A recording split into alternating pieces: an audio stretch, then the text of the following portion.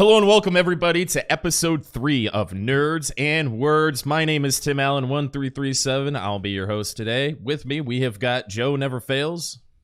Hello. Moreland TV. Grunt. Potion Shop TV. It is I.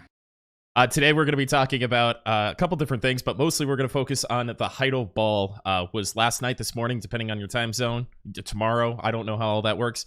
So we're gonna just jump right into the Heidel Ball. Is that where you guys want to go, or do you want to go through some patch notes? Where do you want to start? Oh, let's start with our week first. Let's talk about our week, dig into what we've done, and then we'll get in on the juice. Who would like to go first?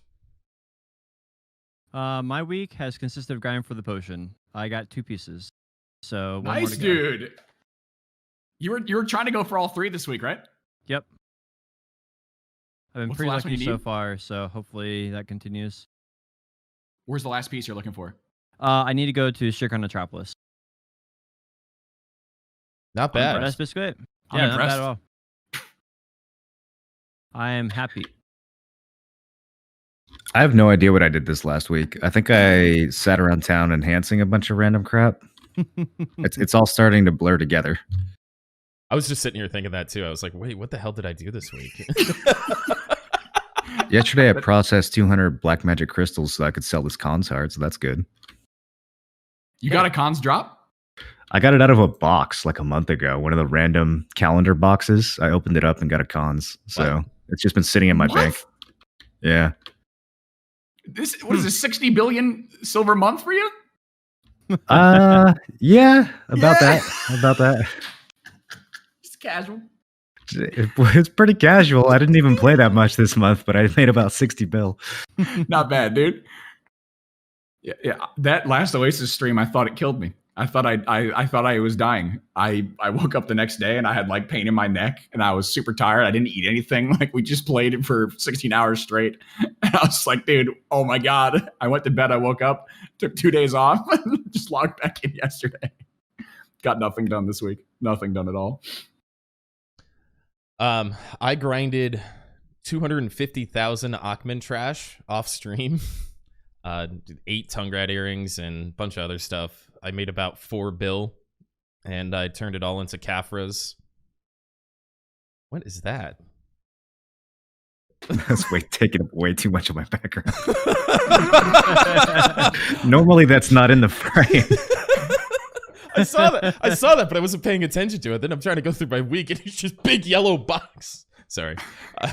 So I grinded about 3.5 or 4 bill worth of silver out of Achman on my Guardian, and I turned it into Kafras and took my... I was like, yeah, I'm going to get like C5 pen dandy. And I went from C1 to C3, and I'm like, oh. So I gained 1 awakened AP today, this week. And that's... Nice. Nice. We took it pretty Actually, easy. I did finish C10ing my dim tree, so that's progress, I guess. It's ready for Dead God now. It's good.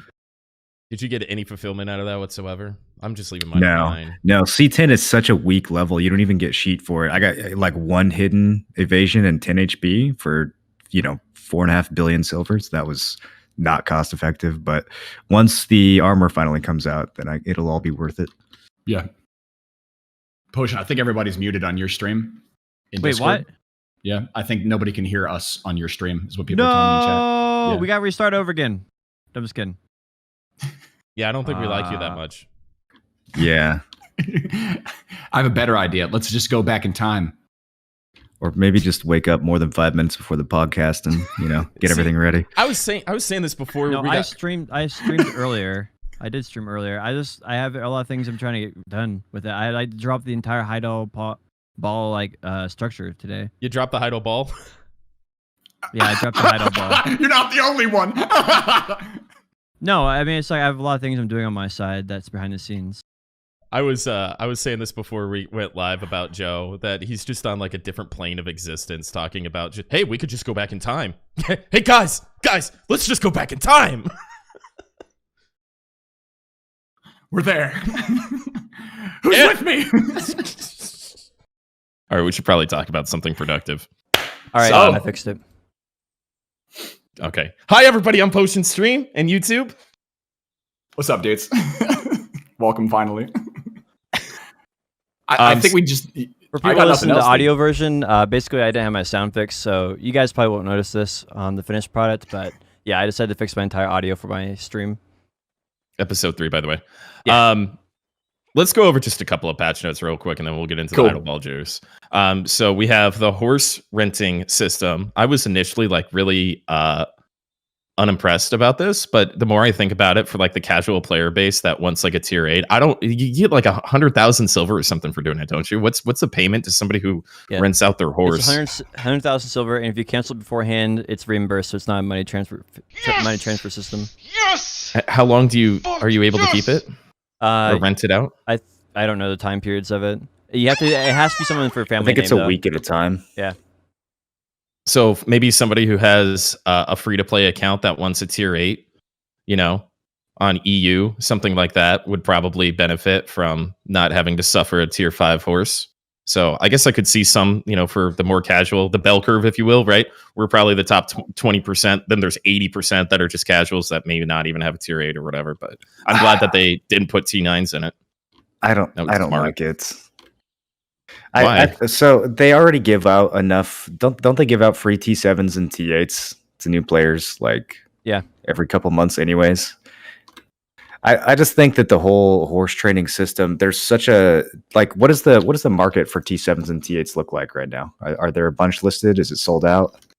I think if they're all sold out, then I could see this kind of having some use. My guess is that they're probably flooded pretty hard. Tier 8s are sold out. Tier 7s. Tier 8s are sold out. Yeah, are they really? 7s you can get. Well, they're doing a horse event right now, so everyone wants a T8. Yeah, actually, they are. They're more sold out than I thought they were. I don't know. I think the if they were going to implement it, why not add T9s? Why can't people rent T9s and try those out? People would be renting Doom horses for Node and Siege. Like, you'd have Siege guilds with full Pegasus and Doom squads instead of. I was actually the Heidel Ball. They went over how many Awakened horses there are globally, and I was shocked at how low it was. It's damn rare. It's actually pretty damn rare to have it was 15,000 total or something. Yeah, it's not much. Yeah. So if people put them up for amount of money that weren't in a Siege guild or whatever, they had a friend that was murked out, everybody could have a Doom horse and just imagine Show Nation just running up on you with just full Doom horses. So I get that. The only downside of potentially of the horses is that you can rent a horse to your friend levels the horse for you, and then they can trade it back to you. So there's potentially some funny business that could happen there, but that's about the only thing I saw in the entire system that seemed weird to me. Well, we wouldn't want to use anything against Nintendo mechanics.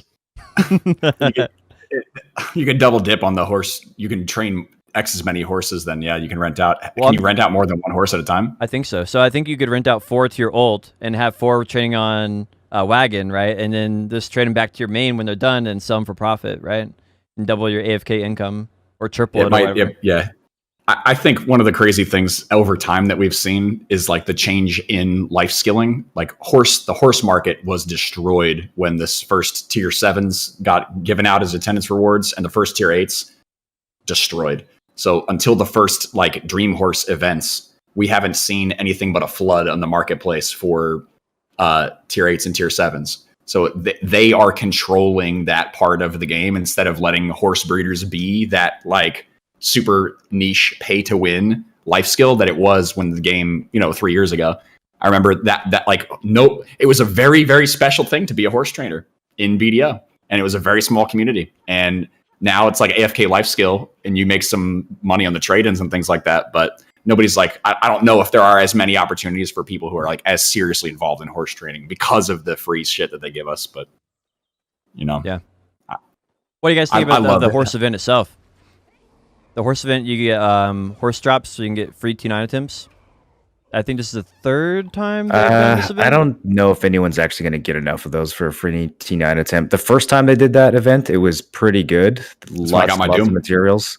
The second and third time arounds, you might get an occasional piece here or there while you're grinding, maybe once every hour or two.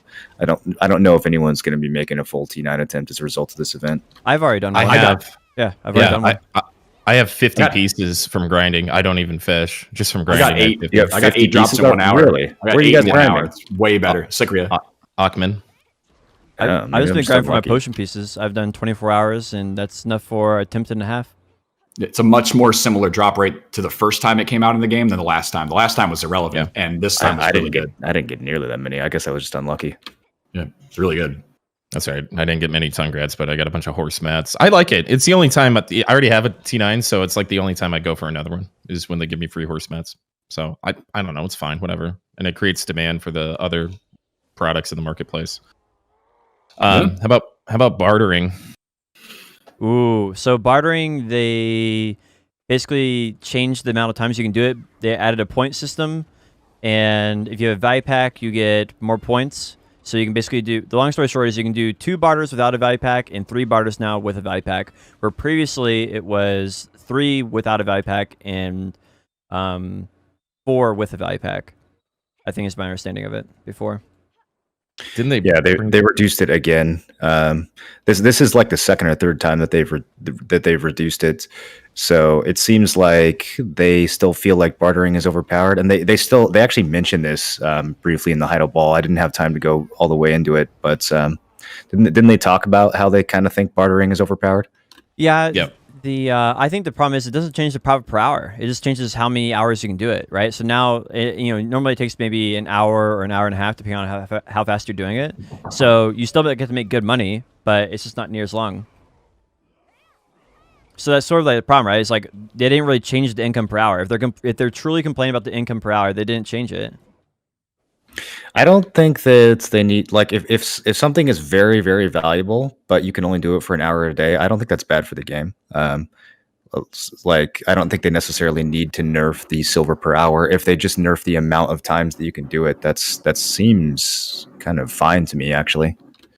Well, this is another topic, but we can get into another time. But I think like daily type things is something that I am opposed to, and limiting the number of times I can do it just makes it more and more feel like a chore. That's a daily chore, right? But that's another conversation that I don't. Not really if it's really rewarding. It's something like this. If you're doing something that's the best money in the game, but you're limited to do it for an hour, that's definitely not gonna. I don't think that feels like a chore. If it's something you enjoy doing, you're gonna feel like for that hour you're getting something that's really valuable. But yeah, I don't know. Yeah.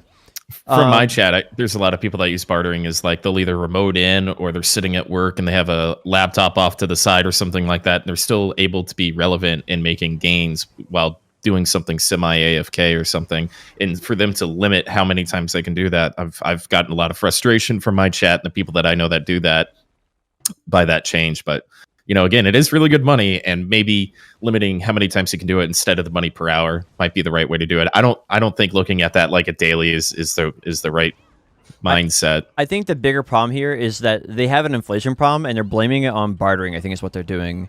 And and the core problem is the inflation is not coming from bartering primarily. It's coming from grinding, because you make 100,000 silver, 50 to a million silver in raw materials, right? And that's more inflation than bartering, but they're not thinking about that. So they're blaming it on the wrong thing. It's just been more people can grind in-game grind spots. In-game grind spots have, like 5 times the amount of trash loot value that low-end spots do. So the inflation is 5 times higher now. It's a pretty straightforward equation, but they're just not seeing that. So they're blaming it on bartering because that's the new thing.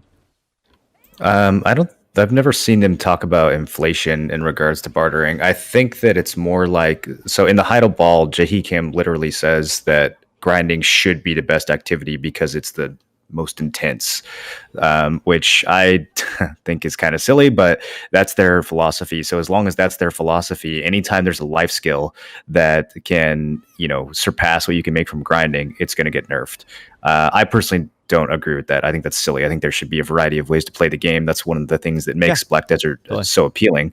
So I think that's kind of a silly philosophy, but nonetheless, that is their philosophy. So anytime one of these life skills starts to get too good, it's just, they're going to nerf it, unfortunately. Yeah. Well, that's what happened with like Imperial box turn-ins for cooking, right? They shut that shit down so fast. Sure. I don't know, dude. I think it's an interesting discussion to have. We can go on and on about it, but I do agree that to be able to make a lot of money grinding is really important, because you can lose stuff while you're grinding. You can also PvP, and that's going to distract you. And there's a small amount of PvP when it comes to other stuff, but when you're in a town, cooking and alchemy, that's another thing altogether. I think one thing that's really important to understand is that a lot of people are drawn to bartering because it is, I think, the highest free to play life skill that you can get involved in and continue to do with low effort. And that's why a lot of people are pursuing it. It's not marketplace sold items. You're not selling stuff. I don't on the know about marketplace. low effort. I mean, is it low effort if you have to spend 3 months like hardcore progressing your ship before you can chill and start to do like, I guess eventually it's low effort, but it's the still people who are really into bartering put a auto-pathing. shitload of effort into it. You're auto-pathing back and forth. Eventually, and you're dropping them off. Eventually, you're auto-pathing after months of like a ton of. You have to make 30 to 50 mil an hour for 3 months, right? If you had to tell a new player, hey, you can't play the game for the first 3 months, you have to do this boring activity. You know, how many do you think are going to be excited about that? You don't have to start bartering at 0. You can get Oasis gear and you can get your suppressed gear and start making a little bit of money, upgrade your boat and start bartering and start kicking ass. Like it's not that difficult of a process. This is something I like to bring up often is all life skills, right? Like making Balanos meals, very front loaded, very low profit in the beginning. You can turn in other boxes and stuff like that, but you have to invest. Grinding. Yes, there's suppressed gear and Oasis gear to give you a little head start, but you still have to. You can't just have 305 AP on a Guardian, go grind Cycria and make 200 mil an hour. You gotta kill polys for a couple of years first. There's right? time investment. So there is a time investment with bartering, with life skills, with grinding, with everything. And so if you could just jump on a boat, make 100 mil an hour, that would be a disservice to all the other life skills and grinding and everything else that you have to build up and have some sort of process and investment in. Because is there a reward if you don't invest anything into it? If it's just free, it's not worth anything, then I don't know if that's fun gameplay. So I think I think this argument is coming from a weird perspective. Maybe there's misunderstanding where I'm coming from and why I think you can make per hour versus what you guys are thinking on, right? Bartering when you start off is 30, 50 mil an hour. That's not a whole lot. Gathering, when you first start off, you have to get Master 1, takes about 20 hours of gathering, 10, 20 hours of gathering, depending on what kind of buffs you have going. Then 50 mil an hour. If you go and grind Polyforest, Cadres, Gahaz, Crescents, about 50 to 70 mil an hour, depending on how you're running your buffs, if you're running scrolls, whatever, right? Pets. And so those are all start at the same place. If you do grinding and 215 AP on Guardian with a Kudum, you can go in with 215 AP Kudum Guardian and go into Aukman and make 7k trash loot on a Guardian at 215 AP. And that's way more money than everything else. So to assume that these other life skills and bartering have less investment than grinding is only true if you don't know what you're doing, right? But that's true in every instance. So I don't think that's an argument point. I mean, if you want to say what is the most min-max thing, that's definitely grinding still at the end of the day. And I think all of them require investment, like you said, past there. But there's exceptions to that, and I don't think that's necessarily... The exceptions should not be what we change the game on. It should be what the majority of people are doing, right? We don't want to nerf enhancing because biohack, right? We don't want to... I mean, maybe. Well, maybe, but that's their conversation. But like, I think that... I don't think that it's so overpowered right now that 3 months to start making 100 mil an hour is so outrageous, right? When you can do that in Guardian in about a week. Well, how much can you make investing $1 billion silver into Logia gear, Tet Logia gear within 1 week of gameplay and then go gather? 50 mil an hour. Maybe maybe 70 mil an hour if you're really smart about it, but that's the same with it's more than that with grinding still. And I think that you're taking that to an extreme. 215 AP on Guardian, 7k an hour. Is that a blue loot scroll? Is that an advanced loot scroll? That's a regular loot what's scroll. the point of this argument right now? What are we trying to do? You're comparing a loot scroll on a Guardian grind class. I'm that's just great about at grinding, bartering, right? Because your argument, at least Joe, from my perspective, your argument was that bartering is easy use. Get a boat, it's not hard, and you make good money, right? But I'm just making the opposite argument for grinding. That's all I'm doing. So anyway, I think we've probably spent too much on this. Do you guys have any closing thoughts on the topic? I'm right and you're wrong. Dude, I think we have our different opinions on it. There should be a reason why bartering's in the game, and if you're gonna put the reason why bartering's in the game, it's got to be valuable for people to want to invest time in it in the long run. Yeah. And if that value ends up being a large amount of money per hour without having to pop a loot scroll, that's fantastic. The reason why it's getting nerfed is that it's really, really good money at the furthest extent. It's very, very good. So to make 200 million an hour potentially for any amount of hours with no loot scroll is kind of questionable. I don't know how many people are doing that, but people with Carracks that have high carry weight, they're making a crazy amount of money. It took me 3 years to get 305 AP to go make less than 200 million an hour, pop in a loot scroll in Sycria. So You make less than 200 mil an hour on your Guardian? yeah. Oh yeah. No way. You got it. You have to get a red drop. You have to get Tungrad earring. You have to get Tungrad rings to get 200 Bro, I million got an way hour. less AP than you, and I make significantly more than 200 mil an hour. I'm not going to comment on this one. All right, our next topic is treasure items don't got count fixed. how The much event for treasure items got fixed. I make 170 million an hour with no drops. So if I make drops, depending on the drops that you get, because you could go. Why would you not count the drops though? You know how many drops an hour you get, so you just factor that in. Would you guys say that If you Kadri's grind is for a 5 good hours grind and you get no spot? drops, you make 170 million an hour. Bro, that's okay. All right. Would Should you- we even bother talking about that? What? So Well, they fixed the treasure item event. do you want me I'm to actually face count? bombing, dude. Do you want me to count the 8 hours where I got 9 earrings and call that my average money per hour? Yes, it is called an average. That's what an average is. Right, so Joe. I What don't you do count is my you average- I don't count my take the average amount money of per hour silver over a based off certain of the amount of luck. time, and then you Yeah, I don't divide it count by the that. total amount of time spent, and that is the definition of average. Great. So do you count every hour you grind in the game and you make a mathematical average out of it? Yes, what that's what average is. Show me all the trash that you've gotten times the hours you've grinded and all the drops you've gotten. Show it to me. Where is it? Do you want me to bring it up? He has Yeah, them. show it He to me. actually has them. If you don't have that, why are you even making claims about how much money you make? You don't know how much money how you much make. money I make without the drops. That's what I talk about. It depends because that fluctuates. It's not the same thing. Oh, my It head. fluctuates. Chat, can you back me up here? Am I wrong? It's not the same thing. I could grind for 10 hours and get no drops. I could grind for X and make more. So Do you now I know make what an X amount of money average per hour. is, Joe? Do you I know talk what about it average per means? day. I don't count it on a year. I don't count it for 3 years. Okay. That's what I talk about my average per day grinding. I grind 10 hours a day. Some days are good, some days are bad. Okay, so you don't know what your average is. You know that some days are good and some days are bad. What happened to you your have- hair? The price of crystals changes I don't even know where to on a start monthly here. basis. I'm hemorrhaging brain cells. Is this that real to fucking understand? Joe, what are you talking about, bro? I'm losing my mind over here. Stop You it. haven't had it for a Stop while. dog. Bro, you make me look like a don't- sane man. It's not good. It's not I don't take my trash and say, hey, I made 10,000 trash today. It took me X amount of time. I got X amount of drops, and I put it in a bank of fucking knowledge. I said, I made this amount of money today. It took me 6 hours to get it. That was my average. I understand how to calculate the average money per hour, but it's No, not you the don't. same every day that I go. I don't It literally is. average. It literally is. That's what average do you means. There is actually think one I don't average. understand how to do math.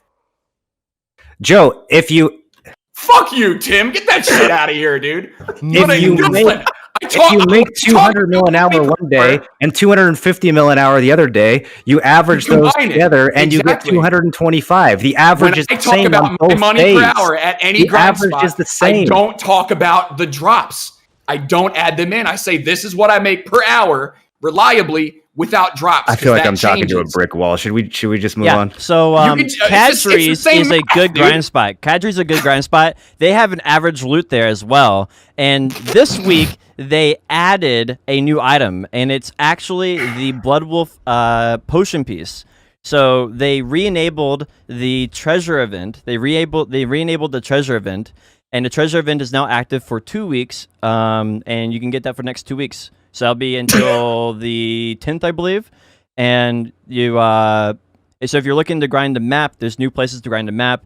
If you're looking to grind the potion, there's new places. Caveat here is that like 80% of these spots are worse than the original spots. So, so Listen, be really fuck careful. shit. I'm Be not saying very. I'm right and you're wrong. What I'm saying is that's how I look at it, and you look at it different. That's all I'm saying. No, Joe, there's an Fucking shit. objective I'm done average. with It's this not stuff, a dude. matter of opinion. The average is an I objective average number. without the There drops. There That's are all I drop think rates about it, in the dude. game. They don't change. We know we can figure out what they are with a large When enough someone sample says how size. much money do you make an hour, it's very different from me having 20% fucking extra ecology, 4% extra this. Whether I have a commas buff, that changes the amount of trash, the amount of lucky drops you get per hour. That's different not for the different point, people. Joe. I'm not Yes, it asking is. what the I'd average say is I for make X everyone who amount. plays the game. I'm asking what your average is. Your ecology Yeah, doesn't I change make from day X to day. 170 million an hour without any lucky drops.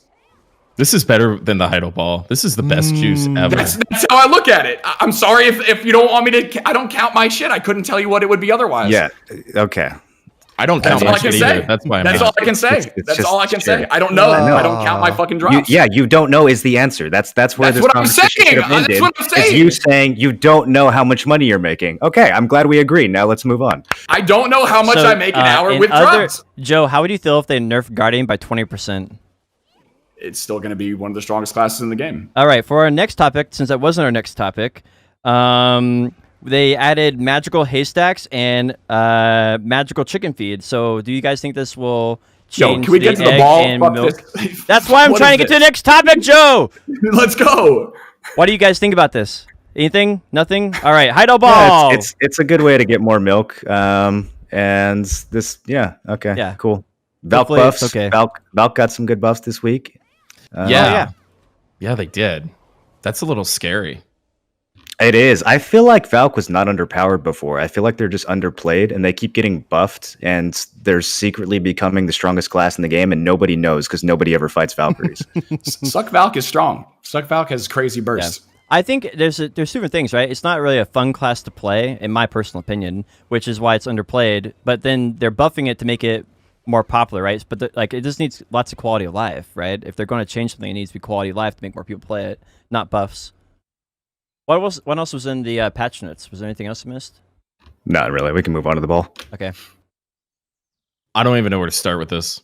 Well, I broke it down into different sections, and I'll let you guys decide which section you want. Do you want servers, PvP, like content updates to the game, or just other stuff? Which one do you want Did first? they actually say something about the servers? I didn't get that far. They're adding a veteran server, season servers, and pre-registration for season okay. servers. Yeah, no. I thought you meant servers like lag. Yeah, well, they're updating the Russian server for as well as some No one other. cares about the Russian server. Do we have any Russians listening to this? I'm sure There's a at lot of least people one. that play RU, dude. There's at least one, I'm sure. There's probably actually a lot more than that. But Hi, Storyata. I think I just said, So what is that in Russian?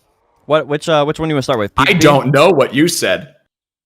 All right. Well, So regarding the season servers, I actually let's talk about season servers for a minute because earlier in the week when they announced it, I was pretty like I was kind of trashing on it a bit because I thought it was just going to be a non-PvP fiesta.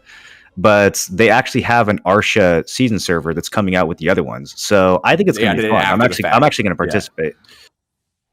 I guess it's depending on how you enjoy the game, right? So for me, I like progressing my main character, making gear, and if it's not a min-max way of doing that or some side goal like a potion, then I'm not entirely interested in it. So for me, unless I can make better money than it, I'm just not. I'm kind of automatically out, I feel like. I love fresh starts. I would play a fresh start of an MMO like every 6 months if I could. Yeah, that's always the best part. Is the beginning. The beginning of the game. It's a weird kind of half measure of it though, because it's all awakening everything, right? It's not like Calpheon era or anything. It's just like exactly as the game is now with all the patches, right? Yeah. It's going to have all the with, pay to win kind of stuff weird too, new right? Items. Yeah, you can use your pets. You can use things that you have already, and you can use it on the season server. Is there a new marketplace that's unique to the server marketplace, or is it? Yeah. the I same don't one? know. So you could just go there, pay to win, and get your pin the very first day with pay to win, right? No, that's not how it works. You need new season items to enhance your gear, and I don't think you can wear any non-season items. So really? I Okay, think that's cool. you can wear your season items on your non-season characters, but you can't wear your non-season items on your season characters. I think that's how it works. But for sure, you can't okay. wear non-season items on a season character. You have to get the new gear, and you have to upgrade it with the new materials. There's going to be a little bit pay to win, like your Advice of Valks or like your fail stacks in your Valk's Cry from the rest of your account will still work when you're enhancing your gear, but I don't think you can just like cron everything. You have to use those new materials. So I guess it greatly decreases the value of like grand spots like crescents, then, right? Or do you think you're still going to get crescent rings, but you can't wear them? I don't know what's going to be good to grind. That's a good point actually, because you're going to be grinding for like the I forget what they're called. They're like the released Blackstone. They have some weird Blackstone name. You're going to be grinding for those.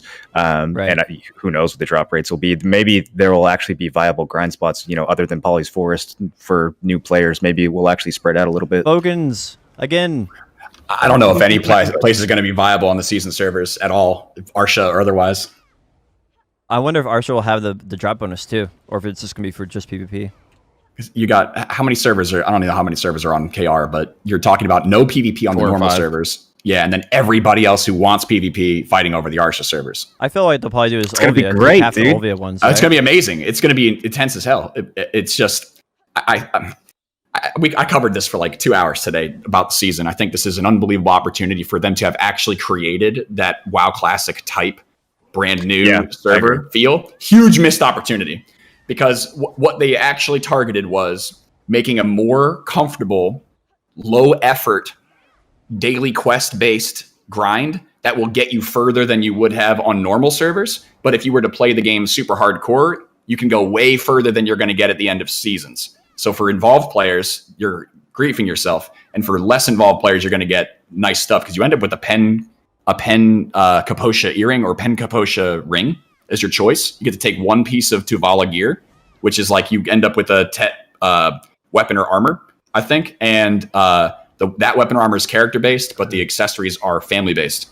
And you also get 100 stack if you do the 40 daily quests. So like if you were a lazy, casual player, and you're having fun, it's a great introduction to BDO, but most of those players aren't going to be PvPing, so then they're going to get soft cap gear, and they're never going to have, fought over a spot. And they get dove into the game. So they're going to have more fun in that first 3 months, but what are they really going to transition into BDO? And they're going to be the next wave of Reddit crybabies. It's going to be great. I do think it's going to be a harsh transition, from going to a non-season server, especially if you're starting the game in the season server and that's your experience of it, and then you get to the rest of the game. I do think it'll be a harsh transition, but I don't know. At the same time, like I've heard from Korea that a lot of the season servers are really overcrowded in terms of people just griefing each other when there's no PvP. They just farm over each other. So maybe people will be looking forward to that not happening. When in the version of the game where there's 30-something servers instead of only 5. But we'll see. I think the epitaph of Black Desert Online is going to be, we were so close, right? That's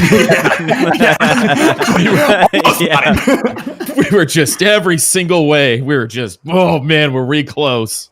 So I think I'll dive into it. I've been grinding pretty hard I'm not a huge grinder, right? I can't grind like Joe, and I don't have the zeal for the insanity of PvP like Moreland does, but I'm somewhere in between. And so I'll probably try it out. If it's not too crazy, then I'll probably fuck with it for a little bit. But at some point when I start, I gotta be moving forward in this game, or I just start going crazy. Like there's a time, like a clock in my head, just like, hey, you just missed out on 300 mil because you're farming suppressed black stones or whatever they're going to be called and at Fogans. And I'm going to be like, shit, I just need to go make money and grab some Caphras. So if the PvP is fun and it's not like a big Zerg fest and a big bully fest and stuff like that, you can actually just get some good open world PvP. That'd be fun because I don't do that often enough, and it might just be good practice. So we'll see. Now the other server that they have is they didn't name what it's called. They said there's a new type of server coming out also, and this one is going to be the veteran server. Is what I'm calling it. And the basic idea of this is that they're going to take areas like Red Orcs was the example they gave, and they're going to superpower them up on that one server. And those superpowered Red Orcs will be maybe a 280 grind spot, or maybe a 240, or maybe a 180. Right? They'll be more powerful than they were originally, allowing adventurers to go there, where previously that's just dead content after the first month or whatever. Right?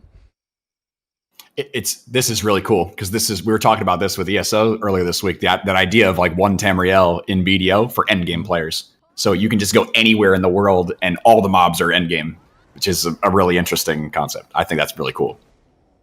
I don't like this at all. Why? I like the idea of.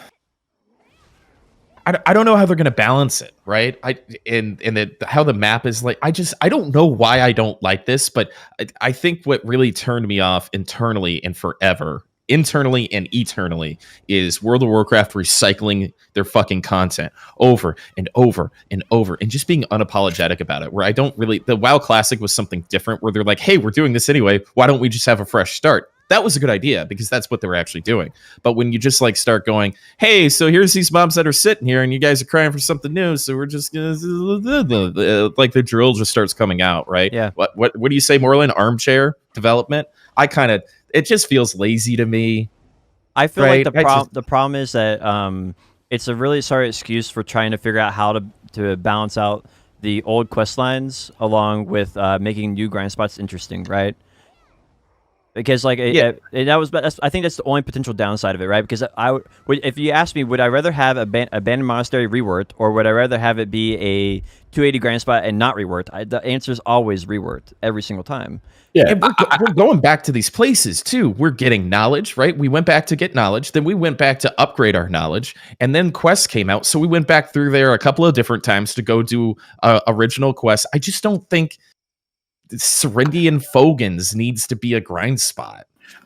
I think it's a lot of content for anybody who wants to PvP. I'd rather have it in the game than complain about it being in the game. So let me play it if I want to play it. Otherwise, I'm not going to complain about it. If it's not for me, I don't do it. But yeah, I think my only concern is they need to do it right. I expect it to be very high quality, and if it's just like buff APs, then that would be like the worst case scenario. I think best case scenario is they make these servers and then they one by one go through and make Abandoned Monastery, right, versions of everything, and I think that's best case scenario. But imagine the group opportunity of like 5-man Nagas with hardcore Naga mobs. You know what I mean? That'd be cool. It could be also Gyphonracia, which would be the worst thing you could actually ask for. So you never know. Yeah, I think this is gonna flop hard. In theory, this sounds amazing. There's so many things they could do by revamping these old spots. Absolutely. But they'd have to put work into it. And I don't like, they're talking about a server, so every spot's going to be different. That sounds like it's just going to have a multiplier on it. I don't think that they're going to go spot by spot and fix everything so that 280 plus players can go there. They're probably going to put some loot multiplier, some damage and health multiplier, and then 99% of the spots will be just as irrelevant as they are now. Maybe one of them will accidentally be good and everyone will go there. Like the meta will just instantly. What if it's Sawson's potion? What if it's Sawson's that gets buffed? You know how many times I've leveled up to level 10? You know how many times? It's at least 3 times I've taken it to level 10 and uninvested. At least 3. Okay.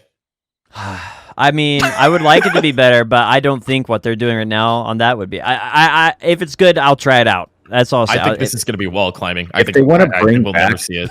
Dude, if they want to bring back Sawsons and Karudos and all that stuff, here's how they do it.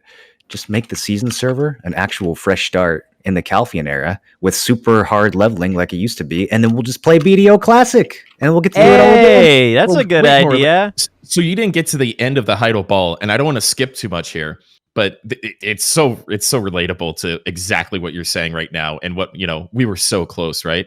So developer guy, whatever his name is, JP or whatever, he goes, Jae-hee Kim. Jae-hee Kim, thank you. He goes, so we know that like the old days of BDO was super fun. It was a great time. There was a lot of magic that was captured in those early days. And to that end, we have no idea how to get this game back to that stage. Did he actually say that? He actually said that.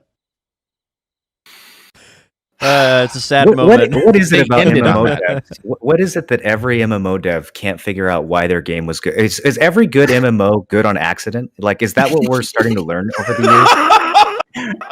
All the good ones have just been good on accident. Every single time one of these devs makes an amazing game, 2 or 3 years later, they're just like, man, I have no fucking idea. How to make They're all in a meeting. Like, how do you make a fun game? I don't know. Why are people playing our game? How are they doing this? And again, I freaked out because I'm like, you did it. It was called launching Xbox with some of the quality of life that we have in PC. Did it several times. Yeah, They did it with like all the servers. They started them all from scratch. Gave them Valencia. They did it sometime with them. They did with console. But then think about what happened with console. So with Xbox release, we had a pretty good timeline as far as Calphian, Medaya, everything else. But then they immediately ruined that with the PS4 release, where Medaya was out on day one and Tri-Gear was out on day one, and there was like They were trying all to the catch sense of PS4 early up, game though. Yeah. progression was just annihilated. You skipped everything the way you skip it now with modern XP rates, and it's like. So even the Xbox release was an accident. They didn't mean to make it fun. They just had to space out content, Mhm. and so it followed, the original Black Desert days, and the original Black Desert days were amazing. So it was an amazing experience. But I don't think they recognized that because they immediately ruined all that again when they went back and did the PS4 launch. Yeah, I think they had any idea. Well, that's a tough thing because their original plan was to catch up PS4 so that they could combine later on. That was things that were in development behind the scenes for that before both of those console versions were. That was the end game for console, was to cross-platform. And you're also talking about retaining the Xbox player base during that. Like they had to have it's tough. That's a really tough one to say because they had to accelerate the release of that content to keep people playing. I don't agree with that though. I don't buy the fact that they're retaining Xbox players because of Kama Sylvia and Drigan being released. I don't buy that at all. I think that you retain players when the game is good. It can't just sheerly be new content, especially when that new content is mediocre. If it takes longer to get through your gear progression, like the gear progression in this game, especially in the plus 15 days, felt amazing. Your gains felt amazing. The pace of it was perfect. Like I don't think that them releasing Drigan on Xbox is the reason that people are going to stick around.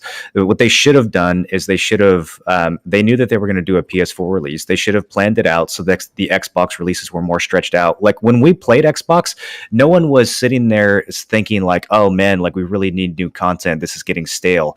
If anything, 90% plus of the player base, every time there was a new expansion, everyone went, wait, dude, like I'm not caught up yet. I still have stuff that I want to do in Medaya or I still have stuff that I want to do in Calphian. Like it felt like it was way too fast. So they could have just slowed Xbox down. Then PS4 would have had plenty of time to catch up. They would have only had to accelerate it a little bit. Mm-hmm. But for some reason, they're obsessed with getting all these new regions or all these new parts of the game caught up to the modern, like Mergoria, Kama Sylvia, Drigan version of the game, which is like what I don't see what the rush is. Why is the most recent version of the game the best one?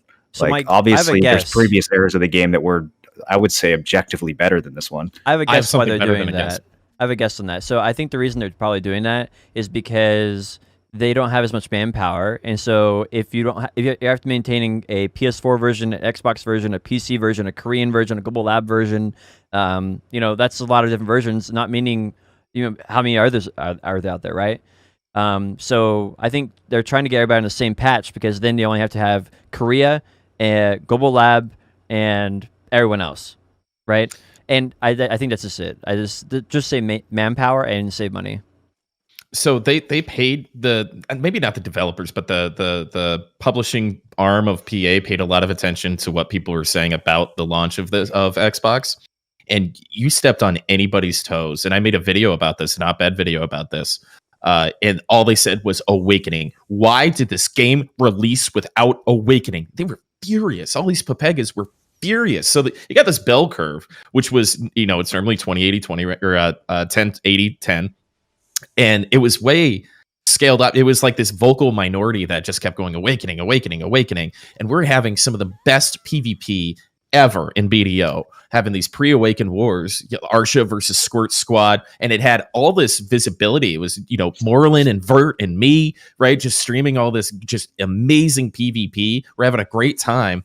And then and then for them to end the Heidel Ball going, well, back in those early days, 6 years ago, apparently, the game was great. We just have no idea how to get it back there. No idea. Again, BDO, we were so close. I think that that's absolutely right, and I just also think that at the same time as you guys have, and everybody has the content side of the beginning of the game, you actually have to understand the entire reason why they're creating the console version of the game, which is the business side of the development of BDO. So they brought the game to console to diversify and increase revenue into a completely different market that they were not in. So their main goal is to bring that game to Xbox Live, to bring it to PS4 store, so that they can get the residuals off of that. They're competing against Elder Scrolls Online. They're competing against Final Fantasy XIV that also have PlayStation 4 presence. They're merely offering a alternative in the economy of MMOs. They don't care what the quality is. They're trying to catch it up in a place that people see them playing on console. They see the PC version. They go, oh, this is what's there. This is what's there. I want to get there. I want to compete. I need to spend money in the Pearl shop. I need to, grind my ass off to get there. That's their main focus, is creating more revenue. I understand that. So is the problem, to Tim's point, is the problem that the players are just too dumb to get what makes the game good as well? Like, especially people who didn't 100%. play it back then.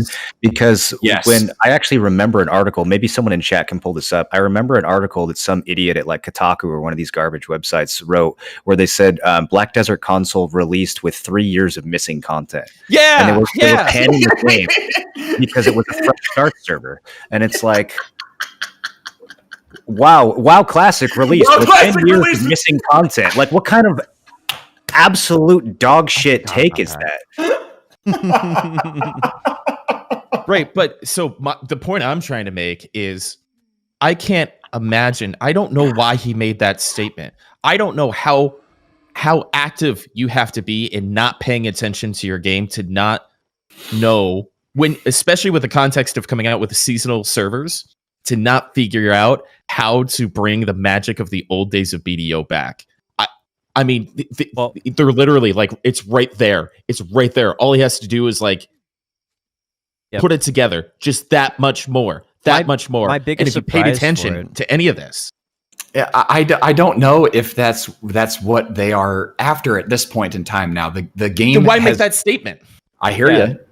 I think it's nice to say to players, but I don't think that they care. That's the difference. Is a lot of the stuff that gets said in the Heidel Ball and the Calphian Ball is great to say to players, but I don't think that that's really the priority. I think that they're basically advertising to players when they're doing that, and when then they go to investors and they tell the investors exactly what they want to hear, and then they go to the workers and they say we're definitely going to give you more snacks, some more breaks, we're going to work out more time off, and like they're just trying to sell to every person that they're going to, and so some of that stuff is a lot of fluff. Like the biggest surprise to me is like, hey, like we've been playing a game, and it's really insulting that you guys think we don't play our game. Like, oh my gosh, like it's like there's two of us. There's two. no way you're playing your game, because if you did, you would have made the comment about how we don't know how to get back there, because we did it on console twice, right? I don't know. This is like, it's obvious that they're Maybe not. they didn't play console. Maybe the problem is that they do play the PC version, and they've been playing it so much that they forgot what made the game fun. Maybe that's actually part of the issue. Probably AFK fishing and training dummies, and they're level 65 from training dummies. And I think you guys music are composition. harsh. I think you guys are a little too harsh on them when it comes to this stuff. Like, there's this idea that the people at Pearl Abyss are just after money, and they're just like lying to everyone cynically. I didn't get that sense when I met. I didn't get that sense at all. I agree with you on that. I think, especially on nights where we were out like drinking and the truth started to come out, like I definitely got the sense that the people who are leading Black Desert Online are very passionate about what they do. They don't have to be doing things in the way that they're doing them. I think there's just too many cooks in the kitchen. I think there's too many opposing opinions at Pearl Abyss. There's too many people who have power or have say over things they shouldn't have say over. And because of the Korean politeness culture, there's a lack of critique that happens internally where people can't turn to their superiors or their managers and be like, hey, this is a bad idea, because there's sort of like an excess of politeness in their culture. Yeah. And I think that's a big part of why, good ideas kind of don't rise to the top as quickly as they should. I also think it's a big like the biggest analogy I can make is like some Disney games and EA Sports games and things like that. Like EA can make a franchise game over and over and over again every year because they know it has a fan base. They know it's safe. They don't have to take that risk. So when you're talking about a company that in 2015 barely didn't even fucking exist, and now a company in 2020 makes $500 million a year, there is a big business that's attached to this. This is 1,200 employees. Like they can't necessarily always afford to take those risks for, hey, let's go make let's go try to make the magic of the beginning of this game when we know that there's this much that's working already. Let's just fine tune this. Let's attack these things. Let's keep, preying on cash shop, etc. Like there is a business that has to grow and has to go. I think that can change when the new games come out, but that's another equation. That's another thing for a year from now. But when they start making revenue from Crimson and Doki V and Plan 8, then I think that allows them more of the creative freedom that they want to put into the game right now because they've diversified revenue in big ways for the future. Hasn't that already happened with mobile, though? And it's interesting because there's so many lessons that the mobile devs seem to have learned from PC that the PC devs haven't learned about PC. Like that's one of those things that just seems baffling to me. And again, I think it comes down to almost like the social structures over there. When you have a separate team, the mobile dev team, who finally has the freedom to implement good ideas, we get a very, very polished game with like no baggage and very, very little antiquated design in it. But at the same time, the PC version is still making the same mistakes over and over again. And it's like, okay, so somebody learned from this mistake, but for some reason they can't apply it globally across the company. There's still people in positions of power with bad ideas that, the mobile devs have to be on a completely separate dev team to actually get things done. It's I don't know. It's very interesting. So I would like to wrap up this conversation topic. So I want to say one thing that I remembered on it, and then get your thoughts on it, and then have like last words on it.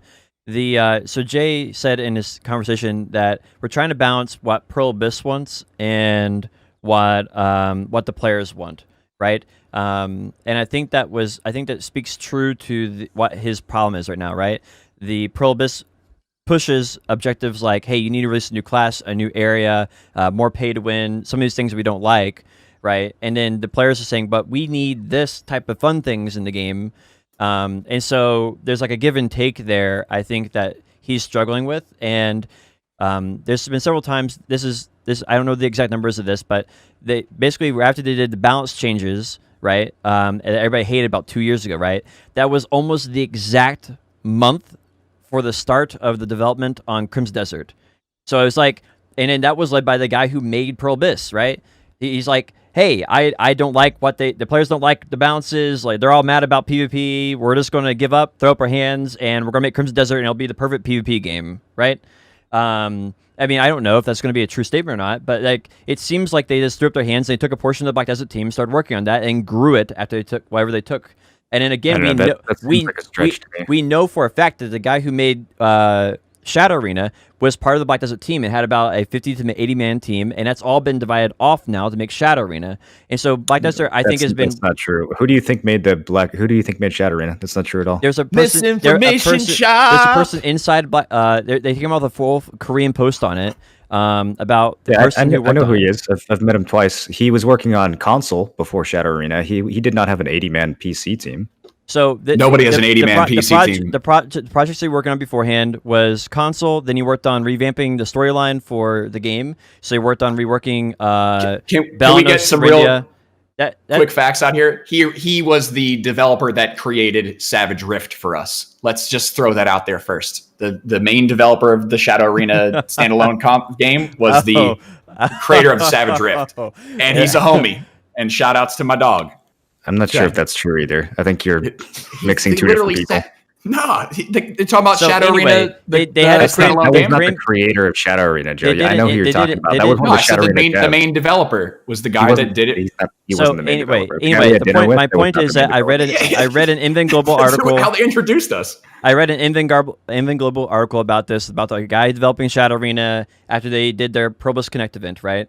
And it talked about he worked on the revamping the storyline in Serindia, Caltheon, and Belanos, and redoing it in Medea. He got pulled off the project for Shadow Arena. That's why the Valencia storyline never got revamped and never got finished with the whole thing. And so he made Shadow Arena, then get pulled off with the people that were working with him onto the Shadow Arena standalone team. And so that, anyway, the long story short is that basically like pulled a portion of people. My point is that they pulled a portion of people off of Black Desert, and so then they have to fill that in with fresh blood, right? So then, Black Desert basically starting. I just think there's not really sufficient evidence for any of this. It seems like kind of just mindless speculation to me. The team changed, but I don't know where they went and what they're doing and who's working on it now. But the team did change Yeah, it's changed significantly At over the that years, point in right? time. And I think that's been one of the biggest struggles as Probus has grown and people have gone different places in the team. I think it's been really hard for them, right? That's my bottom line point. You can pull whatever evidence you want to support whatever, but I think that's what I think they're struggling as a company to grow and keep good talent where it should be, right? Which is on Black Desert, which is what they're making money on, right? Whether it be mobile version or PC version. I don't think they're struggling to grow at all. They're amazing. They're doing fantastic. growing. They're making an probably growing unbelievable amount of faster than money. any game development company in the world right now. Yeah, they're and growing that's insanely fast. Do you see the difference between like hardcore player base when Tim says, we just got so close, we came so fucking close, but like they're doing well, like they know that they're doing well. So it's like, what do we look at? I'm having a hard time conveying my thoughts on the subject properly. I wish I had a better way of articulating it, but my English is so bad that I just speak gibberish half the time. So I apologize. We should move on to another topic. We have a lot more to cover in the Heidel Ball. So I think it's okay, dude. Yeah, it's okay. So I want to move on to the next topic. Let's do PvP. Tim, start off with your wonderful questions that they answered. All right. So what were the questions for people who don't know first, and then how did they answer? So I saw this part. First thing I saw today was 10 people in my chat. You see what happened with Tim, man? You see what happened with Tim, dog? So they gave us this video of Sherna, and it's unlisted, and he's like, "Hey, everybody, congratulations on the Heidel Ball. Good luck with everything." And that was the video that they gave us. Is like, "Hey, if you want to ask a question, this is like the format that it should be in, or whatever the case is." And so I'm like, all right, the best way that I can get these guys to, because I'm sure everyone's like, "Yo, what's up? Yeah, Cacao sucks, bro. Fuck you guys." You know what I mean? Like, I'm sure there was a dozen of those videos. So I'm like, all right, let me. Hello, welcome. My name's Tim Allen. I have a couple questions about Siege, right? So I thank you for the opportunity. I was just professional and polite and all that kind of stuff. Mm-hmm. And so I asked, are they planning on putting a cap on mercs for Siege? And basically two questions combining, right? HP was the increased HP for Siege the right way to go after time to kill? And would they possibly just reconsider altogether the wound mechanic when you leave a territory, right? Snake without HP and Filter being at 0 HP for Serendia and all that kind of stuff. And so the answer was something related to like you could tell that I thought they were pre-vetting these questions because we had to submit it a week beforehand. And so I was worried that like they just wouldn't talk about Siege. I wouldn't put my video up. I was pleasantly surprised. But then he just looked like he like forgot to wear pants to this thing. He like freaked out and started talking about the node war changes that he was envisioning from previously. And then it was barely translated. And then they just went on to, "Hey, can I use my keyboard as like a MIDI device, as like a piano or something for Shy?" And then there was like a 10-minute fucking answer for the Shy keyboard thing. And I lost my fucking shit. Yeah, you did. I don't think they even translated your question. Like, I think they kind of half translated the first part of it. That clip really bothered me because it's like they seem to not understand how important this stuff is. Right. You know, Sherna and Trent, their immediate reaction to the question was, "Oh, that's really long," and like, okay, I get it. Like maybe the second and third part could have been, maybe it could have been a 2-part instead of a 3-parter. But like, we thought that they were going to look at these questions beforehand. So the length shouldn't matter. They should, they should just read it. And then even if they only answered part 1, that would have been good. It. Right? Yeah, they told me to send a 1-minute video. It was 56 seconds long. If they wanted it to be 30 seconds long, I would have sent a 30-second long video. And maybe just asked one question. They didn't say ask one question. They go, "Give us your most heated questions." That's what it said. That was the direction. And I didn't do that. I asked about Siege because I've been screaming about this shit for well over a year in the partner Discord, on my stream, on every podcast, every platform I can get on, to fucking put a cap on mercs and Siege. And so here's an opportunity to talk to the developers directly. It's like, well, now other shit's happened, and I really care about this bullshit HP thing. So I got to wrap it up. I got a minute. I can suck their dick for 30 seconds and ask 2-3 questions, right? Real succinct. And then they've got a week to translate it and come up with an answer. And instead they just go, "Let's get back to Shies." Yeah, and I mean, I really want to drill down on this because this isn't just about like Tim and Tim's questions. The question of caps or a Merc cap in Siege and the question of the HP system that we have right now are the two most pressing, other than like lag, which everyone is always an issue. Other than that, these are the two most important issues to the Siege community right now. No matter who you ask, no matter what guild you ask, these are the two issues that have needed to be addressed for a really long time, especially the Merc thing. The Merc system has just been so bad for the Siege scene. There's like 5 guilds left. There's no incentive to make a new guild. Like everybody can just Merc out. There's so many problems with it. And like to have Trent and Shurna listen to those questions and just be like, that's really long. That's so fucking BM, dude. That's so out of touch. Like, yeah, the question was kind of long, but these are the questions that everyone wants the answers to. Like these are the top 2 issues. You can't just brush it off. I can make and myself they should look know like an that asshole if they actually play the game. Like those two guys should know that. Yeah. I can make myself look like an asshole without their fucking help. Like they just, why fucking play it and then shit all over me? Like honestly, fuck you. I went to bed so goddamn angry over that.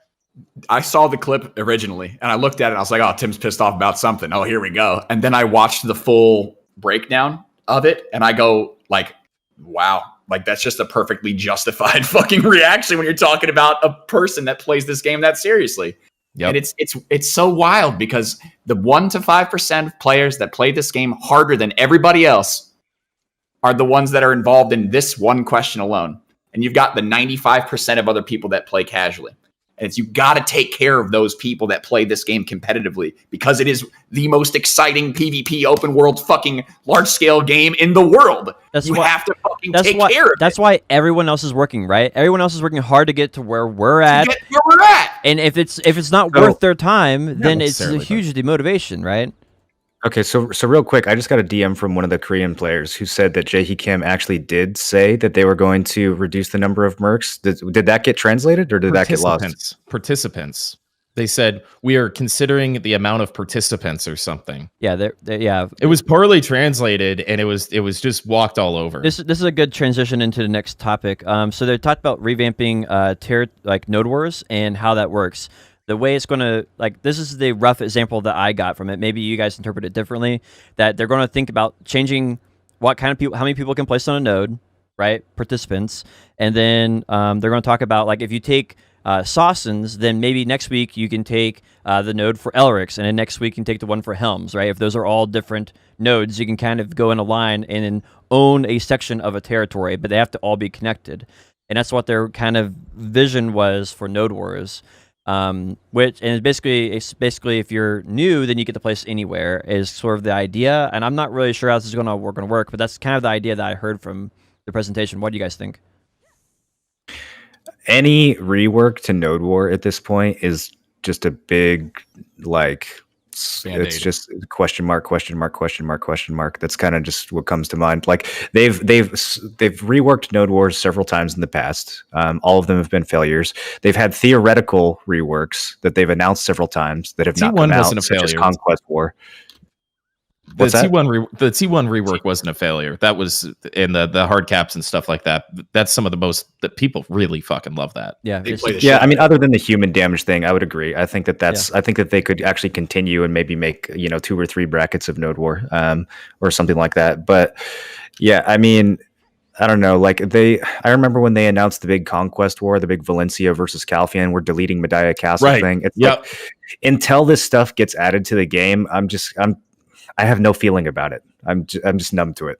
I guess that's exactly what this is going to be. It's going to be we're getting rid of Medaya, right? It's just how do you transfer what we're doing into that? How is it going to make sense? You're really going to put that time into this game when you've got so much other shit going on? I'm going to call bullshit on that entire idea. That's right with wall climbing, dude. It's a really and the veteran idea. server. It's a really funky idea because you're talking about now once you've taken one node. Where are you going to go? It's a linear path. You're talking about all of those other nodes around it. What happens if your homies are placing somewhere else and you can't go assist them? What happens if you're looking for a serious fight that night and you're locked into this because you're trying to grow the other nodes around it? It's an interesting concept. I don't know if they have the time, the effort, or the energy to make it work because of everything we've seen in the past. So it's an idea. I think that thing's designed to titillate us. And other than that, it's a nothing new. Nothing's going to fucking change. Yeah. Oh, I got a question, Potion. I want to ask Marlon. Did you see the thing about zodiac signs? I briefly saw something about it. I didn't see the whole thing. I saw something in a summary. But was it that the zodiacs have had hidden effects this entire time, or are they saying that they're adding them? They're going to add the effects. It hasn't been in the game. It hasn't been in the game. They're going to add it. I'm sure it has. It says that this, based off the zodiac sign you have, you get an extra like X% drop or X stack or something like that. Yeah, I don't know what. I knew that back in 2016. I just want to take this opportunity to say that I'm always right about everything. And oh, okay. All right. Well, you're all welcome. Yeah. Yeah. All right. So to continue on PvP, there's some good things in PvP. Well, potentially good things with PvP. We'll have to see when they come out. The first one is right now people flag up on the ocean and they kill each other. They lose negative karma, or they go negative karma, but there's no punishment mechanic, right? You don't get punished. So they're thinking about changing the rules of PvP on the ocean. What do you guys think they should change it to, or what do you think is the current problem? Has anyone in this podcast ever done ocean PvP a single time? Yeah. Hell yeah, dude. Really? Like hell yeah. at least Fired 3 BDO times, Navy, maybe 4. I was in BDO Navy for like a year. Okay. Oh yeah, I got How is sunk it? every week at Vel from what's his name? That's a niche guild, though. That's like those are the. Yeah, I mean, are like actual pirates. PvP. Like you have ships, they have Oh, no. ships. Oh, yeah, I'm dude, not we talking had- about it was- charge spamming someone at Vel. To, Oh like, no! It brief was them like, on yo, the we got 10, we got 12. How many of you guys going to show up with? Show up, and it was like, All right, so it was awesome. this is Dead serious. this is a niche. BDO Navy. This is a niche problem, but on SCA, bartering is very, very popular. And so what's happening is people will start ramming someone's boat, and then they'll change servers so you can't sink their boat. The other side is people PvP everybody because there's no punishment. The punishment, if you're negative karma, can your gear downgrade? No. So there's no punishment. So basically, people are like negative 1 million karma, and at the same time, they can't kill anybody who actually knows what they're doing because it has changed channels. So anyway, they're going to adjust the rules in that. That's the first thing I think is going to be interesting, especially for SCA. Another thing for PvP is they're thinking about adding a bounty system. What? Like We're never going to be able to stream again. We're going right to YouTube, boys. No, that's not how it works. That's not how it works. It's an interesting system. Yeah. So basically, the idea of the system is if you kill somebody, then someone can place a bounty on you. It's in early development, so these are all just ideas and not actually tested yet. But you This kill. has been done. This has been tested. Other games have done this. Here's what happens. Here's what happens. Okay, so I kill someone. They put a bounty on me. I then go into Discord and I say, hey, there's a bounty on me. Who wants to claim it? And then my homie comes over. I take my gear off, and then I let him kill me, and then he gets free money. It's honor points, though. It's not Yep. silver. It's a new currency. Yep, it's honor points. Okay, Whatever so that he means. gets free honor then. I'm hoping that honor honor! is something that maybe like titles or auras or something like cosmetic maybe, so that it's not necessarily something that people want to go after, right? Like, why would I want to go get honor from you, Morlin? Blah. It's I don't know. literally the first Maybe thing I would I'll discuss give it a on try. So yeah. I'll give it a Anyway, try. there's I'll hope, try right? these. That's why I'm saying we have to wait until they come out because like Hit me up when you got a Yes. bounty, Marlon. It's immediately I going to want be them abused. honor Yeah. points. It's immediately going to be Um, abused. You know, here we go again, BDO. We were so close. We were talking about PvP and things that they could add to make it interesting. Literally just take exactly World of Warcraft's queue up arena system, put it into the Arena of Arsha map, and just do exactly what they have. Just unapologetically copy it. That would have been one of the best announcements they possibly could have made. Or the BDO mobile arena. Put that into PC. Holy shit, right? Yes. I feel like there's so many things to fix in BDO's PvP before they do that, though. Like, I don't know, lag, RNGCC, class balance. But those are like really big, like almost Those are just never like, gonna be fixed. Yeah, like if it's we not going to just take, change. That's fair. take the weird fucking game that we have now and take BDO Mobile's arena and just drop it into PC. Boom. 90% better game. All right, so here's another one. This is PvE and PvP. This will kind of lead us into our next topic, content. So they're adding a new game mode to the game, and it's going to be like if you've ever played Destiny, they have something called Gambit, and basically you kill monsters, kill monsters, kill monsters, you spawn a boss, you kill the boss, and then whoever kills the boss first, your team or their team, wins. Each team has their own boss to earn, right? And so this is going to be at Thorn Castle in Orlito, and it's going to be a hybrid between PvE and PvP. It's a little unclear. They didn't really tell the details of all of it. The idea is that you're going to have equalized gear in PvE, and your gear will matter in PvP, which seems to be the opposite of what they should do.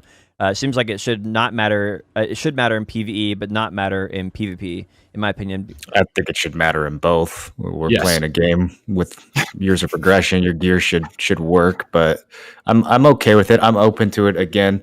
I think it's something I'm curious about. We need more details. Yeah. Like, are you going to be killing people while they're grinding? Is it two different phases where you have to like fight each other and then you go back to killing the boss? I mean, there's many ways they could do this where it would be really cool and really fun. Yes, There's also absolutely. many ways where they could do this where it could like turn into the other 5v5 arena thing they did where it was dead within 1 day of arrival. So it's really just going to come down to implementation.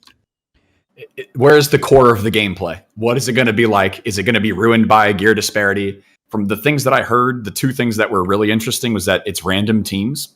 So you can't pick your team who you go in with. It's going to be like somewhat of a RNG. And that it's PvE with a sprinkle of PvP.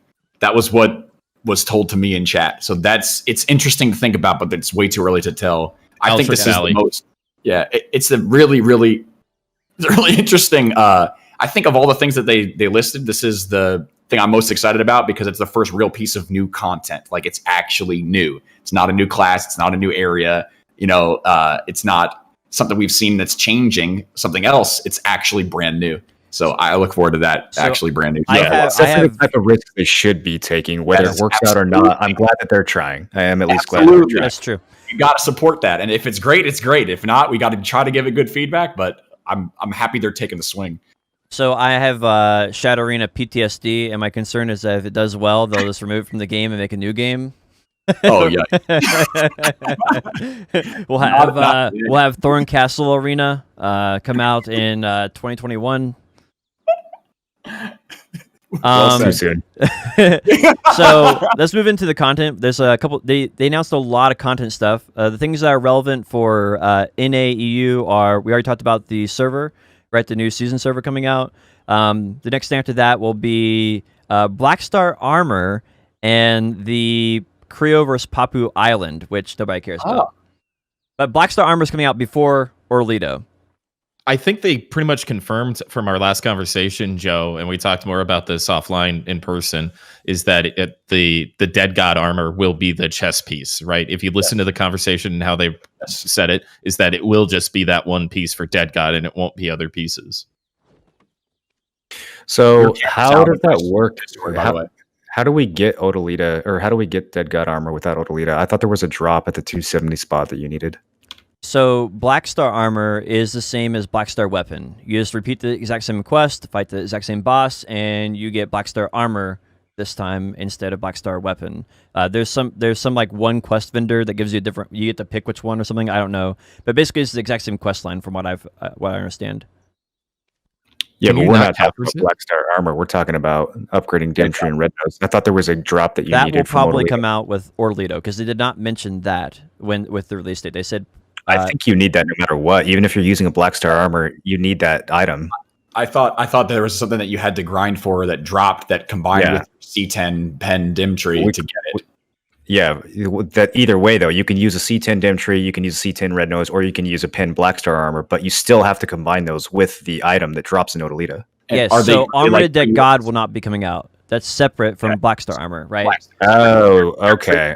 Yes. Black Star so that people can get debated into buying. Oh, are you kidding, dude? No. Yeah, that's what's going to happen. Oh, come on. They're going to buy the Remnants of the Rift. The Remnants of the Rift is the thing you got to buy in the market. I want my Kaffir stones back, dude. That's what I was, I We're saw going to you have doing to that. wait till November to get Armor of the Dead God? They said, yeah. So anyways, they said Orlito is August or later because they said June or July for Black Star Armor and Papu Island. Bye, Marlon. Papu Island, bro. Put Papu Island to hold us over. I'll drink to that. Cheers. Cheers. It's just me and you, Potion. We got a lot of wild, nonsensical things we can say right now. Got a Yo, lot of hair looking at you, boy. Tim, your camera's down on my Discord. Is it just me? What? It didn't come back? No. he's back. You got to refresh it. I don't know. Okay. Maybe leave and join. I'm sorry. I won't. Yeah, I turned it off for a second when I walked away. I won't do that again. I didn't realize it. There we go. I got you. My bad. Nope. My bad. But we got Papoose and Creos, Moreland. Why are they like this? Because they get that. Why are you the way that you are?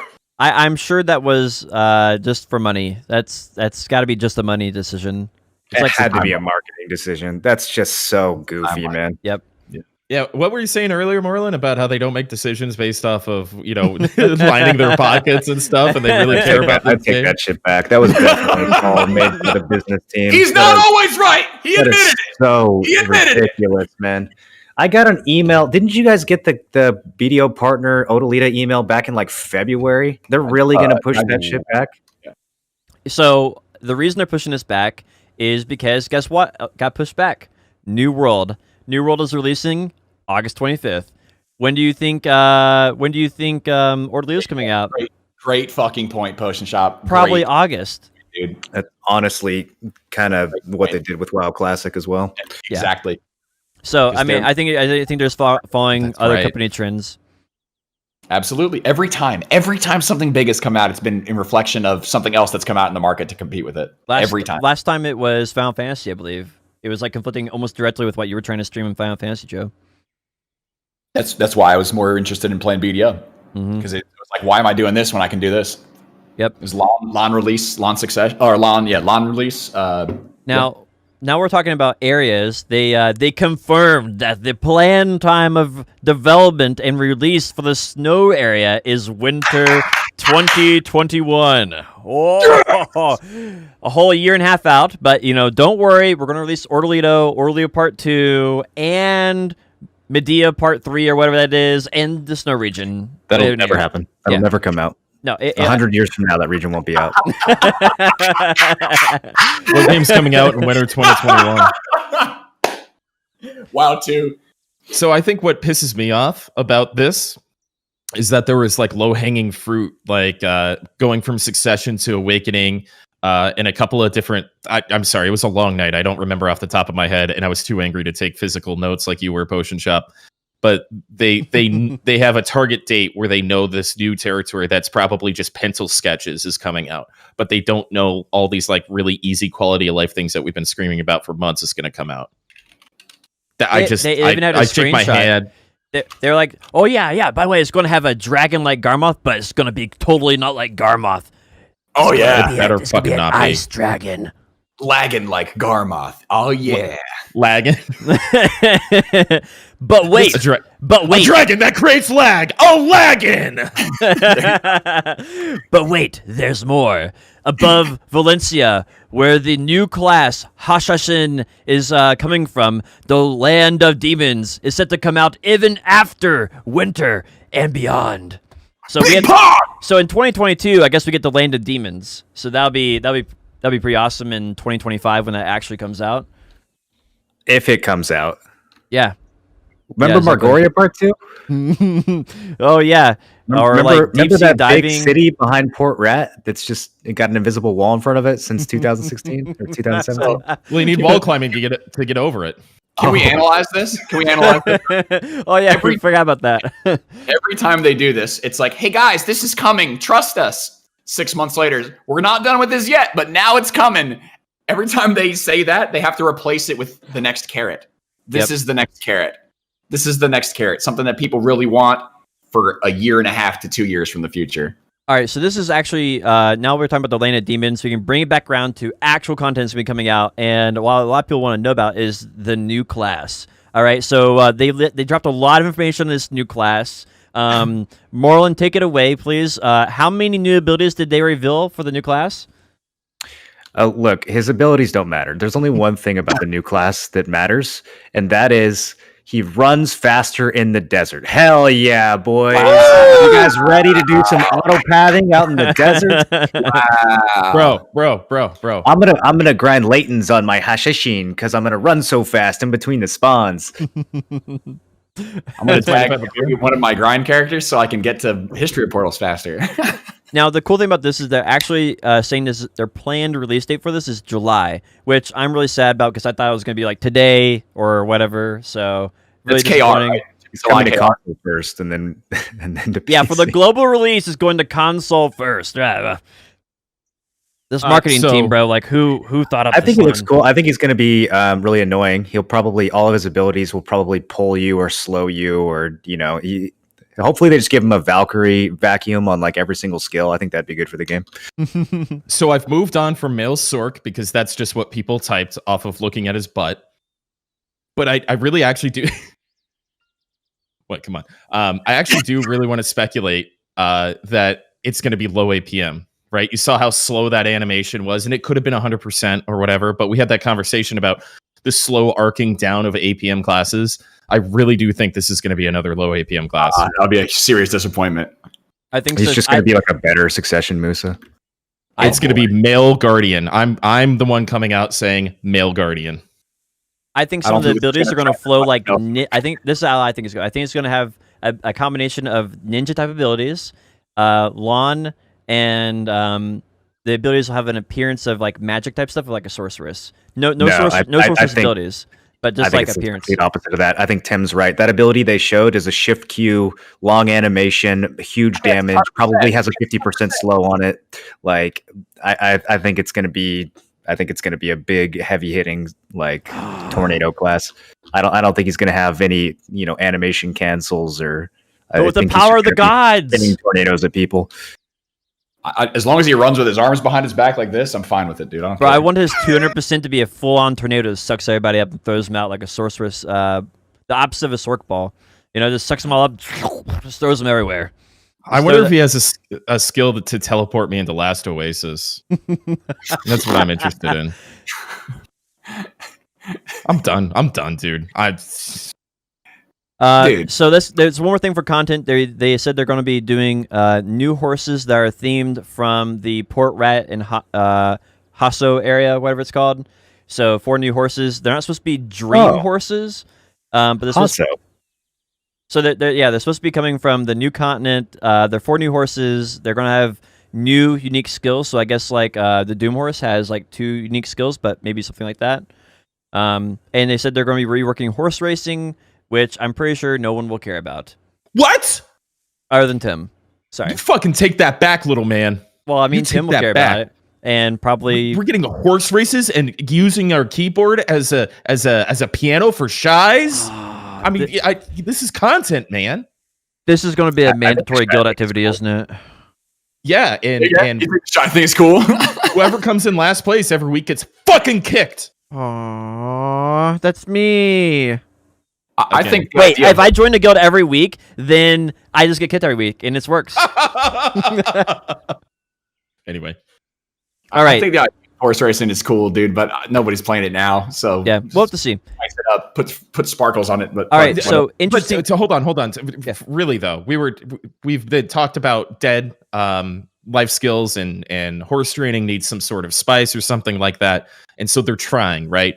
Horse training in the beginning was something like when all the previews of this game came out, like all the fucking IGN boys were like, I could be a horse trainer.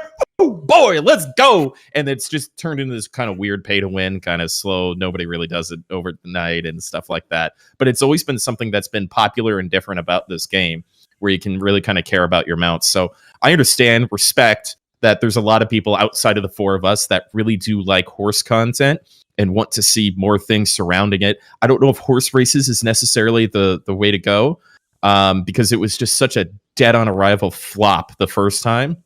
But I guess they think that they can take another swing at it. But I'm all for building up training as a life skilling in a very positive way because it resonates throughout the gaming community because it is really unique in an MMO to be able to care for your mounts and have like the relationship that you do in this game, but we're all kind of numb to it because we've been playing for so long. But if you go back and think about it, I really do want to give them a little bit of a pat on the back for at least recognizing that this is something that makes their game different and they should focus on it. Oh, I think one of the big things horse racing was decent when it came out. It wasn't amazing, but it was decent. It's just that the rewards haven't scaled. Like it's like anything in this game, no matter how fun it is, people are only going to do it if it's rewarding, right? Exactly. And there's just no rewards for horse racing.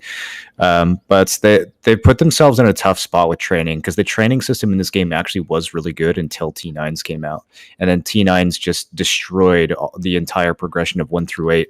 I used to be really into horse training. We would, I had like a chart with all the colors of the different horses, and you would breed them in a certain way where you try to get pure white or pure black horses for certain stats, and like there was a whole sub game to it, and you had to decide like how you're going to use which breeds where, and it was really interesting. And then they came out with the T9 system, and none of that mattered. They just basically deleted the first couple years of horse training out of the game.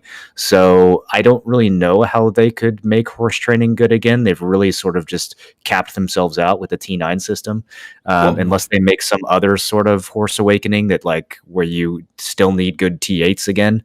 Because now it doesn't matter what T8 you use. Like it only matters how many coupons you re-rolled from the cash shop to get the right skills to be a courser. It doesn't matter what breed you have or anything like that. Well, they added in the marketplace tax removal mechanic the higher you go up in your training level. So that turns into hundreds of millions and billions of silver every dream horse you sell if you're that committed to it end game. So I think that if this horse racing thing allows players to get the reward of more training EXP, if they make it a reliable, repeatable reward for players, that could encourage people to eventually do more training. But if it's going to be a mini game that gives you nothing, it's got to be done right. It's got to be balanced and it's got to be scaled so people decide that it's worth doing. Because if you get up to Guru 1 or a horse trainer, which isn't impossible to do, but if you take the time to do it, it's basically impossible to get Guru horse trainer.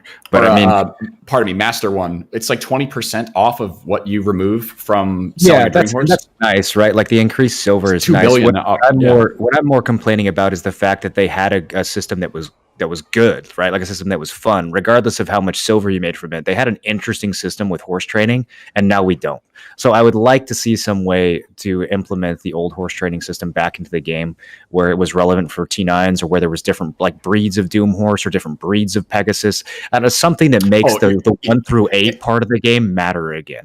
You're talking about just horse resets skilling a Doom Horse and have changed the stats. You're talking about breeding the Doom Horse, having it be relevant. So like when I went to make a T8 horse before, I wanted a tier 8 black horse. I wanted the pure breed. There's 5 different types of T8s. Yeah. And so I went out and caught pure breed T5s that were black and bred them together. And then I only kept the pure black T6s, and then I bred those and only kept the pure black. Like there was a whole process to it. And it was like gambling, right? It was like enhancing. I would get really excited when I got the horse that I wanted. I would get bummed out when I got, some shitty red looking horse. And now, like I said, just none of that matters. It's like you get an ugly T8, and you re-roll his skills, and then you awaken him into a Pegasus. It's the T8 system doesn't matter at all. That's really well put. I heard that. One thing I think is really the most hopeful thing that I heard from the entire thing is instead of just making new content, we want to make sure that our old content is still viable and fun, right? Like they mentioned the trading system at one point. I don't have it in my notes here, but they mentioned a trading system, and they want to make it like a competitive version of Imperials, right? So then people have to like strategize when resets are happening and go around and go places, and there's like a small competitive but not PvP element to it, right? And I think that's a really, really fun thing. And maybe it's not the end goal system, like maybe that doesn't work, right? But the idea of them like going back and fixing old things like horses and horse races and coming out with new horses to hopefully fix the system that they destroyed, right? Or whatever else is out there that they need to do. I think that's a good sign of where they're trying to take the game and listen to player feedback, right? We've seen them rework Abandoned Monastery, which, and Hashford Cliff, which makes those, those are new spots again, right? And I think those things are hopeful that they're at least trying to make old content viable again, rather than just creating new content that just makes old content less viable. So that's not at all what they were saying, I understand how you're taking this out of the I have a different emotion from when that came up. The question, so this was part of the QA process at like 6 a.m. or something, right? Yeah. Where they ostensibly curated and handpicked, what was it, 15, 17 questions? And one of those questions was, are you planning on bringing out any new life skills? Which, like, okay, Borland has done pretty much every single life skill, but he plays this game for a fucking living, right? And not that there's people out there that haven't, but the answer was, we rather fix the ones that were left behind instead of trying to throw more shit out there that doesn't make sense. And so I guess you could take that statement and kind of generalize it across the dissertation you just gave us. But I was upset by that whole thing because that was one of the questions they picked and really gave a thoughtful answer on versus, and I know I'm going back to me being angry and throwing a chair into a wall, but... So was this before or after they answered your question, Tim? That's all I got to know. Why the fuck does that matter? I'm just curious. That's all I'm wondering. He's a salty boy. That's why. It was after the shy keyboard player. I think there's a lot they can do with the current life skills. I don't necessarily know if we need to add new ones. I think that expanding the current ones is a better way to go. We don't need 30 life skills in this game. We don't even have mastery for all of them. Yeah. Really good life skills, or even 5 really good life skills. I want more of the life skills to feel like cooking and alchemy, right? Alchemy's, there's like this RNG thing that happens when you're making, and alchemy is different from cooking, and they're both rewarding and unique in different ways. Like, they did such a good job with cooking and alchemy, in my opinion. And then the fact that there's not even mastery for some of the life skills. And then one of the questions they picked for this global launch, huge fucking thing, ask the developers, send us your videos. Everybody globally gets in this fucking weird arena. They go, any new life skills coming out? Nah. It's tough, man, because they don't want to lock themselves in to a topic that has relevance for 1% of players. They do want to make this magical Wizard of Oz type scenario. You know, here, welcome to the land of Oz. We're going to redo and get you guys everything that you want. Imagine what this would be like. Imagine what this would be like. I know. I'm sorry. I am a little salty. I'm sorry. I'm still fresh on this. It was just a couple hours ago, right? Potion. They did. You were taking better notes than I was throwing my chair into a wall. They brought up trade and talked about trade and working on that, right? They did bring that up specifically, right? Yes, they did. That's an excellent topic. That's something I was interested in hearing about. Is that I wish my trading was still relevant, dude. I wish I could chop logs and do that shit all day. I invested so much time in that. 2 years ago, we're all tumbling and shit, and that was people were like, "Oh man, I don't have to do that." You know, you get the storage in Heidel, and you're running it back and forth. And when I was Master 2, people were like, "Tim, what the fuck, man? I didn't know how did life you do skill." that? Yeah, and I'm like, "Yeah, dude, I'm gonna make mad cash on this." And then I did for a long time, and then all of a sudden, actually nostalgic for rolling crates. Is that what you're telling me? Dude. I loved it. It was, dude. I had a Limp Biscuit in the keep rolling, what rolling. Dude, I had a blast with that shit, dude. I had so much fun. Okay, so when you put it like that, Moreland, you're an asshole. Thank you. Says the king of Lock Yarrow, right? But Jesus, Minesweeper Queen over here. Let me hear your opinion. Lock Yarrow at all today? Oh fuck, dude! You haven't mentioned it at all on this podcast. Listen here. They got you a new UI. Be happy, all right? If they ever catch wind that you can make 150 million an hour from it, they're going to nerf it because it's better than grinding, Moreland. So you got to keep it on the down low. You better watch out. But this is grinding. Told me to my face. Well, I can't say what he told me. But it's, all right. It has not happened yet, and I'm mad. But the point being is, we went through that pain and suffering, even though it wasn't like a great mechanic or anything, because the reward was so good, and it was like it was a massive achievement to go through that pain, right? It's like you go to the gym and then you look at your quads and you're like, ha, look, now I'm Sasha, right? Like it was that type of shit. And so now it just doesn't fucking matter. Oh, Artisan 2, maybe you trade some fish, and who fucking cares? So I'm happy for the trading. I think it's fascinating that you guys are like, you see that as the rolling thing was completely an accident. Like they never intended people to roll for 15 or 20 hours. They tried nerfing it by making the distance 500 meters. I didn't exploit. That was the method that players who wanted to do it as quickly as possible did to pursue. Yeah, I know. I remember. Yeah. Because people would ask me about it. If anyone's wondering, that's still a very effective way of leveling up trading. I'm very familiar with how the whole thing works. I just think it's shocking that you guys like miss that in any way because it was. I don't miss that part. Boring, dumb things. You're focusing on. Don't get me wrong. Don't get me wrong. Reason. I'm not talking about that. I'm talking about that is like the Mount Everest part of like the accomplishment. I think that having a worker empire that is generating and gathering ingredients that is gonna have to tie into my life skilling that I can then use another life skill to make money off of. Like all that shit ties together really nicely. It's three different activities in one. One's semi-AFK, one's AFK, and one is in turning in money. Like that doesn't exist in the game anymore. I love that. I love it. Imperials, So have any of you guys seen the merchantry system on BDO Mobile? I don't think so. It's everything that trading should have been on PC. Like it's one of those things where I'm amazed at how well the design on mobile is, and I look at the PC version and I just, why don't you just copy what you did on mobile? It's really interesting. You have a wagon, you go from like town to town, you talk to different NPCs. There's transactions you can make. You're looking for good deals. It's worth your time. Like you have workers that do your barters with you that can level up and get different stats. Like that's the kind of thing that NPC or wagon trading in BDO like kind of started off as back in 2016, but they just never really gave any attention to it. But I think that could be really cool if there was a system in BDO where it was actually rewarding for you to get like a wagon with good horses, and the horses matter and the wagon matters and the materials that you get matter, and you're going from town to town looking for different deals. Like cool. It's definitely a type of player who wants that and who wants to make money from wagon trading, but it's just always been awful. Sounds like bartering. So we've got all these little pieces that it is kind of like bartering, actually. Yeah. We got all these little pieces in BDO PC that are right there that if you connected together would be really easy to make something, and then it actually lives on BDO Mobile again. So BDO, we were so close. I think a lot of the ideas that they obviously, because it came out after the fact, they took from inspiration from Black Desert. So to reverse engineer mobile into BDO is a more difficult process than it is to just design for Black Desert Mobile. Yo, when you guys go out to Korea next year, can you invite the Black Desert Mobile guy with Jay and just like buy him a drink?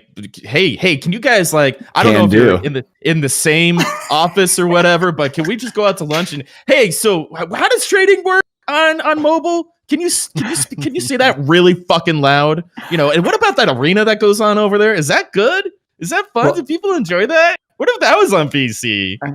I'll give you guys $100 to get them liquored up and fucking think about it. I wish I had known more about BDO Mobile when I was in Korea. Yes. We hadn't played it yet. So we had no idea, dude. No, I'm saying for next year. I'm not saying you guys. You failed us. You failed us. It's not like that. But if you go, we all had fucking do it.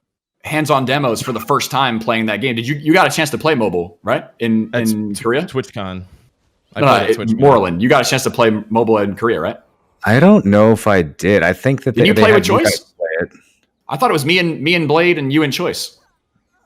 I don't know if I played mobile. I played Shadow Arena when I was there. I don't know if I really messed around. We might have been the only guys to check it out from North America, but it's wild because all of these things that we're talking about right now, something, again, a seed for the future, but they've changed the design structure for the next engine to be designed with like console and mobile at the base level for the next generation. So everything can be done a lot faster, and it's not going to be PC and then console and then mobile. It's PC, console, mobile all on day one. And that's one of the biggest things that's exciting for the future of Pearl Abyss games, specifically for this arena. Because we're not going to have, this system works here, this system works here. It's just, this is the whole game. Take it from this to this to this, and it's all translates to one another. So that's kind of why another reason why I feel like Seasons is a missed opportunity, because they could use Seasons as a way to release new versions of BDO. Right? Yeah, dude. And then if it doesn't work, it doesn't work. Like just delete it 3 months later. Yeah, but man. They could put a new enhancing system or a new life skill or something in the game that's a season exclusive, like what Path of Exile does. And then if it's a good mechanic, have it replace or have it meld into the regular game. And if it's a bad mechanic, then whatever, just let it go and start a new season. But again, it's kind of just a missed opportunity. Doesn't Diablo 3 do that for like the past 3 years? I don't think Diablo 3 has had any new content since like 2009. But that's how they stay relevant. That's how they've stayed at least relevant to their core community, that people that keep going. It's just like PoE, right? PoE kind of does the same thing. They come out with a new season. Yeah, it's a bunch of weird shit. Yeah, it's a bunch of new mechanics. it's a bunch of weird shit that may or may not work or make sense, but fuck it, who cares? Nobody would play the game if we didn't try anyway. Yeah. Well, I think the idea of putting that on the global lab, just having anything on the global lab, put new on the global lab and have people play it for whatever, and you're getting people to play it for free. Like you're getting all that feedback. You're getting player participation. Yeah, I think Lon should clarify that this is only a test, right? Oh yeah, then there's no problem. They could also do serious PTS if they really wanted to pre-global lab. They could have people sign NDAs and actually test it, actually invite people to give feedback. Are we going to sign up for this? Are we going to sign up all of this for the global lab? By the way, they're going to pick one person for every class. I can be the sorceress and be the worst sorceress advisor it's only ever. In Korea. They're not picking anyone from NA. It's only people from Korea. Well, so I'm happy about that, dude. Here's another topic too. Can we talk about just get a little bit of juice here? Did anybody else feel like we were like wedding crashers because we were not self-published?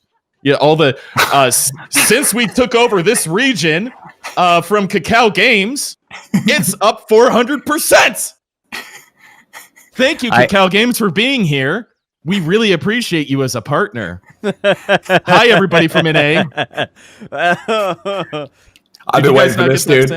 I thought that they were going to say something when they talked about Cacao and Red Fox. I thought they were going to be like, yeah, we appreciate the partnership that we've had, and now it's time to announce that Pearl Abyss will be self-publishing in every region, but that they just didn't say that. I really wish. Unprofessional thing to do, just like, because they got them to like invite us, and Just Elena had like this whole big thing where they like sent her the wrong they sent her invites to like somebody on console with the same family name. She fucking quit the partner Discord over it and all this stuff, right? Like it's just been this whole debacle. What? And then yeah. What happened? So she was the invites went out, and Emre was like, we're gonna try. Obviously, we want to get our partners involved in this. We're gonna do the best we can to get the partners involved. And I was like, let me hold my breath, see what happens. But apparently he ends up, and credit to him, he apparently ends up grabbing 4 invites. I'm sorry, I never know how to pronounce your name. Elena, is it Elena? Is just, and I'm not being mean, but just a squeaky wheel, right? Just screaming about this. She is legit fucking upset. Just post after post, like me after a siege, right? But for like a week straight.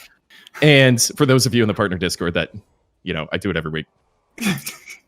And then they hand out the 4 invites and she doesn't get one, and she's like, fuck you guys, I'm out. Goes on a stream and has like I'm done with partner, fuck Cacao, tired of them, bullshit. She does like a 6 or 7 hour stream about it.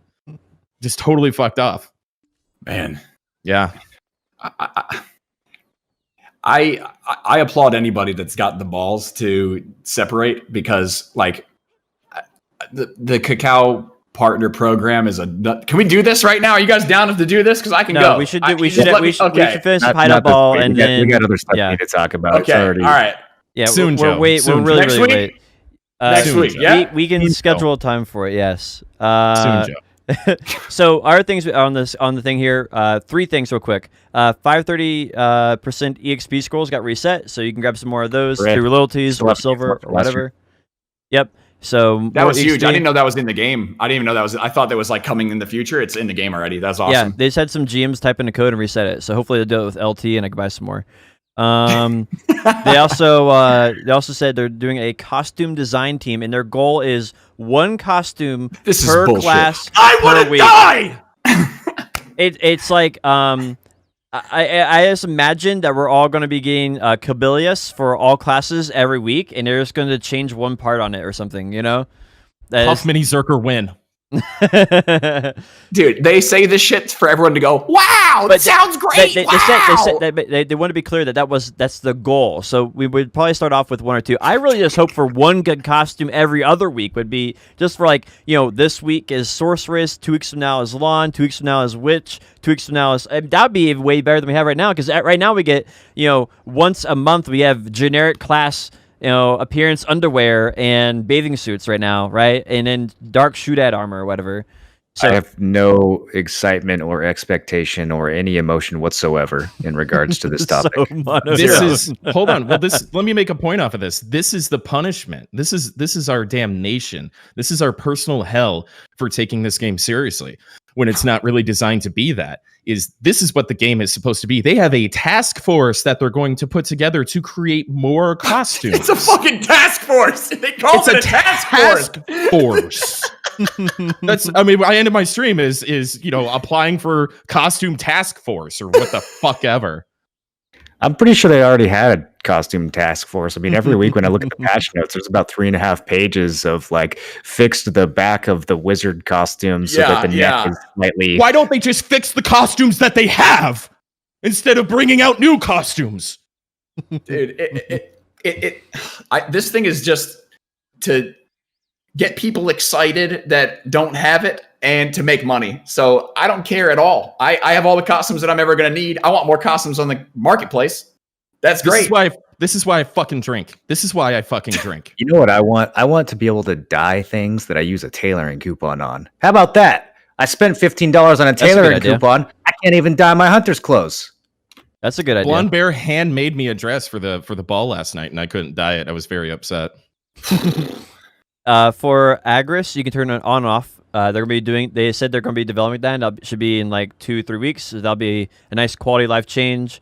You guys want to take a bet? That came from the Q&A. Can we guess the date? Can we guess the date that it comes out? I'm guessing 2 months, honestly. He said like 2 weeks. I'm guessing 2 months. Moreland, what's your guess? For what? Agris on off. Sorry. Yeah. When do you think? He said a couple weeks. Yeah. He said it was going to be. I think that'll actually only take a couple weeks. Yeah. Okay. This time next month. 6:30. I say 2 months. I'm gonna go 3 months. Is this Price is Right? Are we doing closest? Well, I was thinking if it's Price is Right, the kind of thing they're good at doing. I think they'll be able to do it. If it's Price is Right, I'm gonna go 1 week or 1 month, 3 weeks just to undercut Potion Shop. What'd you say, Potion? It depends. I said 2 months. Oh, I said the same thing. Damn it. Yeah. So that's gonna be cool. Another thing is they mentioned the Rich Merchant Ring, which nobody has but one person in Korea apparently, and basically the Rich Merchant Ring is going. Wait, somebody in Korea actually got it? Good God. That's why they nerfed it originally. Some guy was abusing the fuck out of it in Korea. One guy got it, so they nerfed it. Yeah. So anyway, they got that. They could have been really lucky. They said they're changing it. They said they want to do a lot of things for it. It would have had to have been. Yeah. They said they want to do a lot of things for it. The first thing is that they want to make it where it actually works again. So it's going to be proof. Show me proof. Where's the ring? $20 to anyone who shows me proof of someone who has the ring in Korea. It doesn't exist. That's what I said last time somebody brought that shit up in my chat, dude. It does not exist unless he exploited. I've seen a piece of it on NA. You can't exploit in BDO. Yeah, a piece of it, sure. Yeah. A piece of it I've is never not seen the whole anyone go thing for it. now. But yeah, anyway, they said that they want to do a lot of things to it. Get it where it's in a workable state. And then they also want to get where they have there's other things like reworking the entire way you acquire it and stuff like that as well. But the basic idea is that they say they want maybe give you like a tax break, right? Give you like a 5% tax break would be like an example. They will never do that. They would never do that. That's what he said. He never said, he didn't say what number it would be, but he said he wants to make it like a tax break or like the value pack, but you don't have to have a value pack. It's always on. Yeah, you got to climb the wall first in order to get that tax break, dude. So That's never anyway, happening. it's interesting because it's been a hotly debated topic for years in BDO because no one's ever had one and it's never been usable for half the time in BDO either. So anyway, I mean, it's by design that nobody has it. It's nearly impossible to get. It would take you a century to get it. You're not supposed to get it. So and that's it for the Heidel Ball of topics I have here. Is there anything you guys want to mention about it? Yeah, I want to talk about weapon exchange coupons. Okay, yeah. That's a good idea. So I already kind of ranted about this before the podcast, but weapon exchange coupons are one of the only smart things they've ever added to the Pearl Shop. Like with all the predatory RNG gambling bullshit that they're adding now with loot boxes and everything, like is that really the direction that they want to go with the cash shop? They're going to remove things like the weapon exchange coupon. I just, the whole thing baffles me. I think the reason why they're reacting to it is because they did such a bad job with class balancing earlier this year. Like the example that comes to mind is Lawn, right? Lawn had this insane roller coaster where they had massive buffs and then massive nerfs. And so I guarantee you that during that time, players were buying coupons to switch to or from Lawn. And then literally 1 to 2 weeks later, the class would be completely gutted or completely changed in some way. And so those players probably sent in support tickets, angry, demanding a refund or demanding their coupon back. And they give 'em? Yeah, I could see that. Oh yeah. yeah, and so I think honestly that's the only reason that I can think of as to why they would remove the weapon exchange coupons is because they've done such a bad job balancing and they've had to refund coupons as a result of that they feel like it's no longer worth their time. This is definitely like an anti-player, anti-consumer change. I don't understand how it's better for the game for them to remove these coupons. Like if they're going to remove them, then what they need to do is they need to offer free weapon exchange coupons whenever they do major balance overhauls. I think there's a couple different ways they could handle it. I think the reason they're doing it is either what you said, or it's because they noticed since they've added these coupons, they're getting less artist memory cells and less cron stones. And so I was gonna say that. Yep. I was gonna say So- could I steal your head for a second? Because I'm thinking that's Go what ahead, somebody speak did. away. Somebody did the math, right? And they go, wait. People are just buying these instead of artisan memories because sometimes that fucking Tet Dandy can give you a hard time, and if you're frustrated, you just go, fuck it, you throw a bill at it, right? And then your Nuver gives you problems, right? And then you throw money at that. And so now that pen is meta, people are just tossing their pens back and forth, right? Instead of remaking pens or selling it or whatever the case is. And I think somebody did some fucking math, man. Yeah, who's going to remake pens, though? I think that's I could see they're why handing us 100 stacks. No, I don't. I think it's yeah, I could see why a marketing guy who doesn't play the game would think that weapon exchange coupons are hurting their sales. But in reality, without weapon exchange coupons, how many people are going out and remaking 3-pin weapons so that they can play another class? They're just going to quit the game. They're not going to do that. I think there's something else to there too, because you're talking about the maximum to minimum. Like if you have a weapon that's on a less popular class and there's like 3 or 4 listed, and then I can swap it straight to a Guardian. I made 2-3 billion and I sold it instantly for $30. That's the best pay to win on the cash shop that's in the game as it is. This was the reason why they unified the Zarka and the weapons. Oh, okay. And you're talking about before. Yeah, that's an old problem though. That's not. Yeah. That's not So great now. they said it is. No, it's still that's still an issue. If I have an yes, yeah. All If the I prices have, are the same. listen, if you have a dead weapon, people just got nerfed, and everyone's selling their pen shit, and it's hard to sell it because nobody wants to play it. They're going to undercut. Yeah. Happen in Ninja.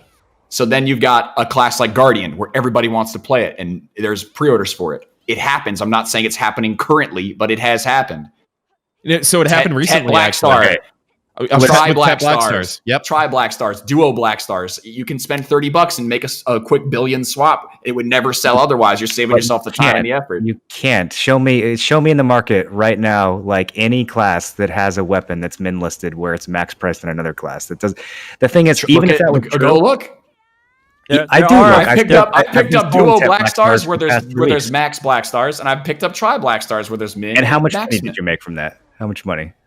I don't know. So I don't know because you didn't. Okay, so here's how it works: the market has a base price, and then the max price is 7.5% above that. Listen, I'm not talking about the money, Moreland. Okay, you know everything about the game, Moreland. If I had an item that literally not possible to sell, stop. Listen, if I had an item that was not going to sell for a week and a half, and I wanted to immediately swap it for max price, I would make more money, and it would immediately get sold.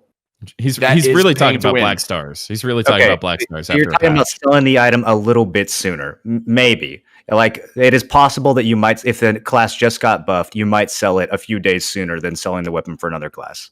That's about absolutely. It. If I want, what happens if I want to go buy an immediate TED accessory? That's money. That's important. That's valuable to me. So I do think there is a value there, but I think the number of people who are willing to spend $30 and do that are probably like Joe Narfels and probably like 100 other people. I just don't. If you're talking about, let's talk about Pen Nuver. Let's talk about Pen Nuver right now. What's the max min price of Pen Nuver, Pen Kudum? 14 mil for Nuver. I think it's the max? 17 or 18 for Kudum. Okay. So three. What I'm talking about spread. The spread is always 7.5% up and 7.5%. Okay, 7.5% of 18 billion is more than 7.5% of 14, right? You can't go from Nuver to Kudum. I'm not talking about that. It is more money, but that's like $1 billion silver, right? So it's like $1 billion silver after taxes. It's not $1 billion silver. There's no way it's $1 billion silver. You're talking about 17, 18 bill to like 14, 15 bill. It's $2 billion silver, after right? Taxes, yeah, whatever it is. There's an increase. Somebody in chat just looked it up for me. Right now, a short sword, Tet Black Star is 16.4, and a Guardian is 17.5.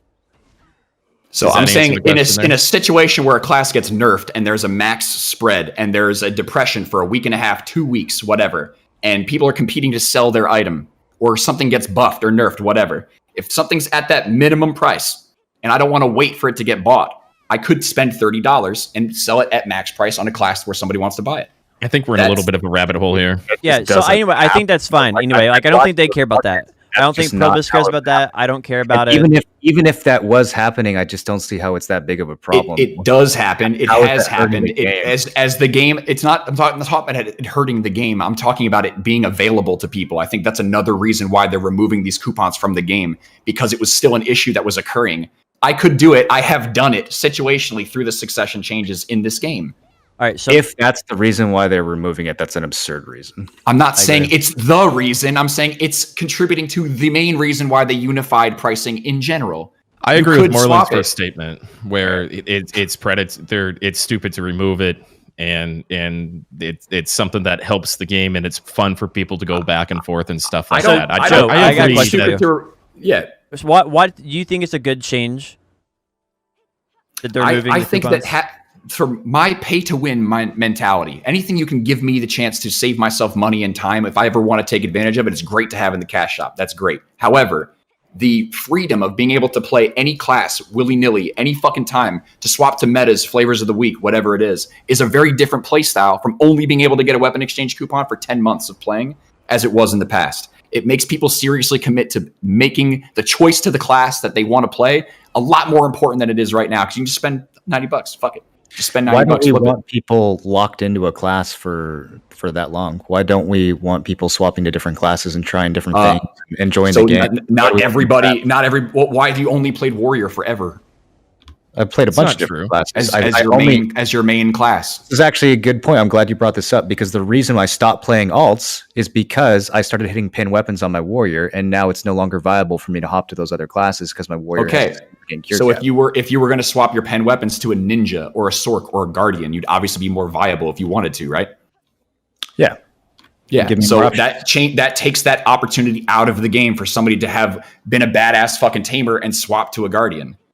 You have to think about what you want to play from the very beginning and invest time and effort into it. It's a more serious consideration than it is to just flavor of the week, swap whenever the fuck you want. why is it good for the game that someone is trapped playing a class that they may be tired of I'm playing? not saying that it's good or bad for the game. I'm saying that's a difference in mentality when you make that decision. I think players more seriously considered what class they wanted to play in the I past guess than they did now. I want to phrase this differently for you, so maybe you'll understand what we're trying to get at. Do you think that players being locked into the class, and if Probius is doing this to lock people into a class harder, is a good thing for the game? Not in any way. I think players did it back in the day, and I just don't want it to be 10 months to 12 months for me to swap my shit if that's the case. If I have to seriously dive into one class that I want to play from here on out, I have to really seriously think about what I want to do. I'm probably going to, if that's the case, if they make me wait 10 months for Shikatu seals to get the weapon seal, I'd have to think about re-rolling before then. And I don't know. I'm comfortable in my class right now, but do I want to do more open world? Do I want to do it? Whatever. I have to seriously think about it. So I think people This point in time in having the game. the freedom to choose what they want to do in the game, regardless if that's is always the better choice. And what these coupons allow people to do is choose what they want. And if I had a choice of removing Artists of Memories or removing the coupons, and which one would make a better impact on the game, I'd probably choose Artists of Memories, right? So the perspective of why would you, if you had to, Probius has multiple options of what they could potentially remove. This one doesn't seem like the option that anybody would choose, right? Which is why it's a little, I think why it seems like a weird choice. And like, obviously there's ups and downs to that. And I think we can argue that, who gets the benefit, who doesn't get the benefit and stuff like that. But the argument is like, would you like to see something else potentially removed instead of the coupons, right? Yeah, I think we're kind of drifting away from the topic. That's another discussion. Yeah. So a lot of people in chat are saying that they mentioned there's going to be another way of getting the coupons. Okay, like what is it? Because I can get them from Shikatu skills if I want to change weapons once a year. That's and what I want to know happens too. If I make that decision and I end up not liking the class, I can't go back for another year. Like, what is it? If there's a quest that I can do once a month to get a coupon, okay, fine. I'll drop this whole thing. you took a cash shop thing and you made it free. Amazing. That's very pro player. It's very pro consumer. I don't think that's going to be the way. No, I don't think so either. I think and I'm not advocating for this. I want the freedom to be able to spend the money. I want that. I want to be able to play whatever fucking class I want with the weapons and the effort and time that I put into buying that shit for me and my account. But it changes the way that the game plays. I'm just presenting that perspective. I'm not saying that. Yeah. So are any of us in favor of that change? That's the question. I didn't think that anybody was thinking about this. It was a shock to me. I was what? You know. Yeah, I don't think it's a good change to the game. I hope they decide to go back. I think that if they did put it into the game the way that Moreland is explaining it in a 1 to 3 month perspective, like if I could do a one for a main hand, a dandy, and a sub weapon once every 1 to 2 months, like that would be awesome to check it out. But I don't think that's the way they're going to do it. He ran. I think he put a pizza in the oven at the start of this and just remembered. he ran.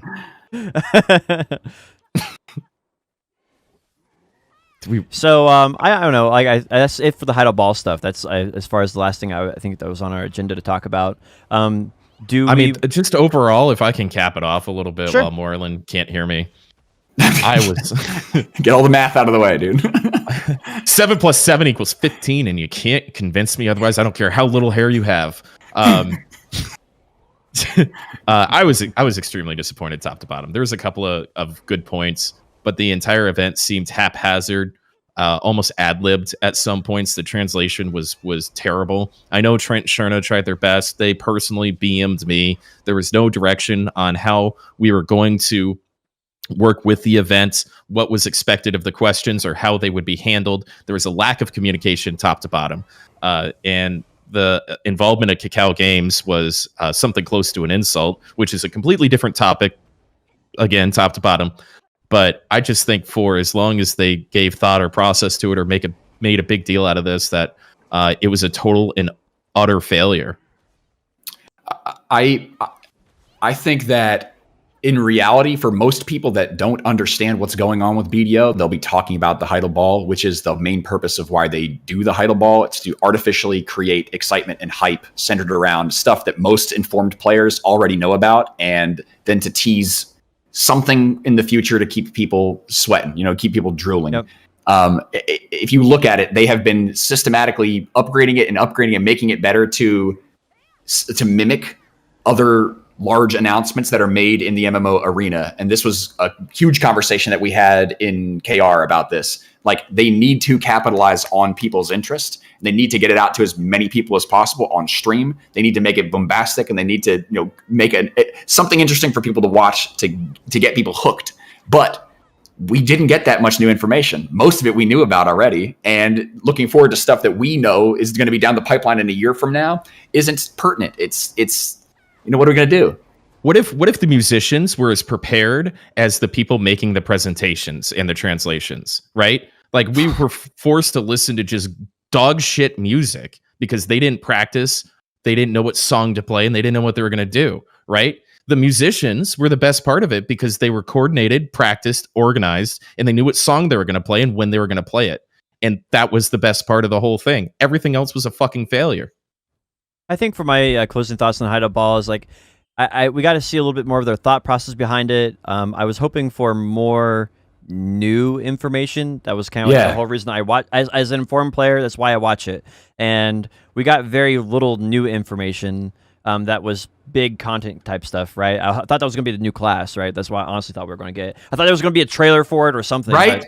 But, they played it twice. I really thought they were going to say something that exciting today. Like something that was really going to make us look forward to the future of the game. I mean, the vague idea of a snow region in 2 years is not an announcement. Like, there should have been a sizable, we have all this new information about other games that are coming out. There should have been something that solidified the future of Black Desert, not just we're going to keep doing the same thing we've been doing. Yep, and it didn't address the fears of Crimson Desert either.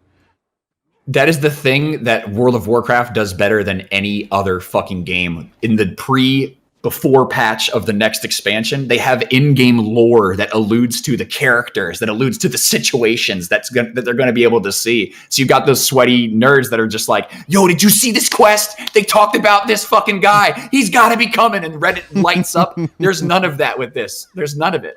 Yeah. So There's none of it, dude. When I fuck up with a female, right, that I'm in a relationship with, I normally give them a gift like flowers or candy or something. Do you feel like that's what cronstones are from this event? Or is that our chocolates and flowers? No, I think they kind of said that, right? It's every consolation we get, dude. Here's some cronstones, feel better. Here's another 60 stack. It didn't work for me. I guess I need to go to a new game. So do we want to talk about other games today? We've run long on this podcast. I don't know if you guys want to. Yeah, definitely. I want to touch Last Oasis a little bit at least. Right. Can we talk about what we did last week? Yes. Yeah, the experience. So, like, we have that. Let's The reaction from last week. This will end our BDO portion of the podcast, and we'll jump into Last Oasis. For people who don't know, Last Oasis is a survival MMO. It's in early alpha right now, and we all got the opportunity to play it last Tuesday together, and it was a blast. We had an absolute blast with it. So what was your guys' favorite parts of last Tuesday? Jumping into Last Oasis. Dude, My favorite part was killing Tim. me too. My favorite part was killing Balance in a 1v1 first try. Soggy owes me 5 subs, by the way. Where you at, dude? I killed Tim. Did it for the gifted subs. I think it was just, I don't think anybody in the BDO directory has ever done a squad stream before. I think Moreland and I tried it once and we couldn't figure it out for a Shadow Arena. And so I think just as outside of like all of that, just as content creators working together was really my favorite part. And I hope Moreland got some sort of ironic humor out of teaching us idiots how to play a game that he's been diving into and seeing us struggle and shit. But you were super patient and helpful, and you were the reason that I had a lot of fun. Joe killing me a couple of times really pissed me the fuck off. Oh, I know. I promise I'll never do it again. I'll never do it again. I promise. All right. Well, you're buying dinner on Monday if you show up. Dude, I just had fun playing with you guys, and the idea of a squad stream, we all shared kind of lower view. I didn't fucking care about the viewership, right? I was kind of right, and so my community that more people should have watched because it's the most fun I've had streaming a game in a long ass time. It's something to remind people about for sure. Yeah, we can do better of it, but there's a huge difference systematically and in design between a game like Last Oasis and Black Desert. Like, we can play this game by ourselves. We can run that shit by ourselves. But this is a game that becomes so much more interesting when you stream it and play it the way that we played it on Tuesday. And you guys know me. Like, I'm a very stubborn, very like sticks to my guns type gamer. And I have been, dude, yeah. Okay, yeah. God damn it. So I don't like survival games at all. I don't. I have never enjoyed a survival game, hitting rocks with rocks and making more rocks. I was expecting to hate this fucking game. I played it with Tim the night before, and everything that I was saying about it was, this game sucks. It fucking sucks. It's terrible. Why do they do it like this? I can't even get through the fucking tutorial. And the second that we just started playing together, I felt like I was barely blinking. I didn't eat anything for 10 hours, and I just fucking played with the homies. Yep. Well, I think the thing is, like, they've really got something going on with Last Oasis. Like, because something for everybody. Like, I'm tend to be more of a person who likes farming a lot, right? And I like my end goal is to get as far advanced as possible, and then just dominate through sheer resources, right?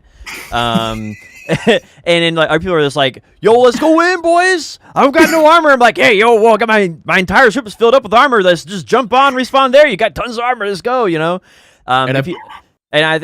personally like the whole element where you can have this team that kind of comes together and does what they enjoy each, right?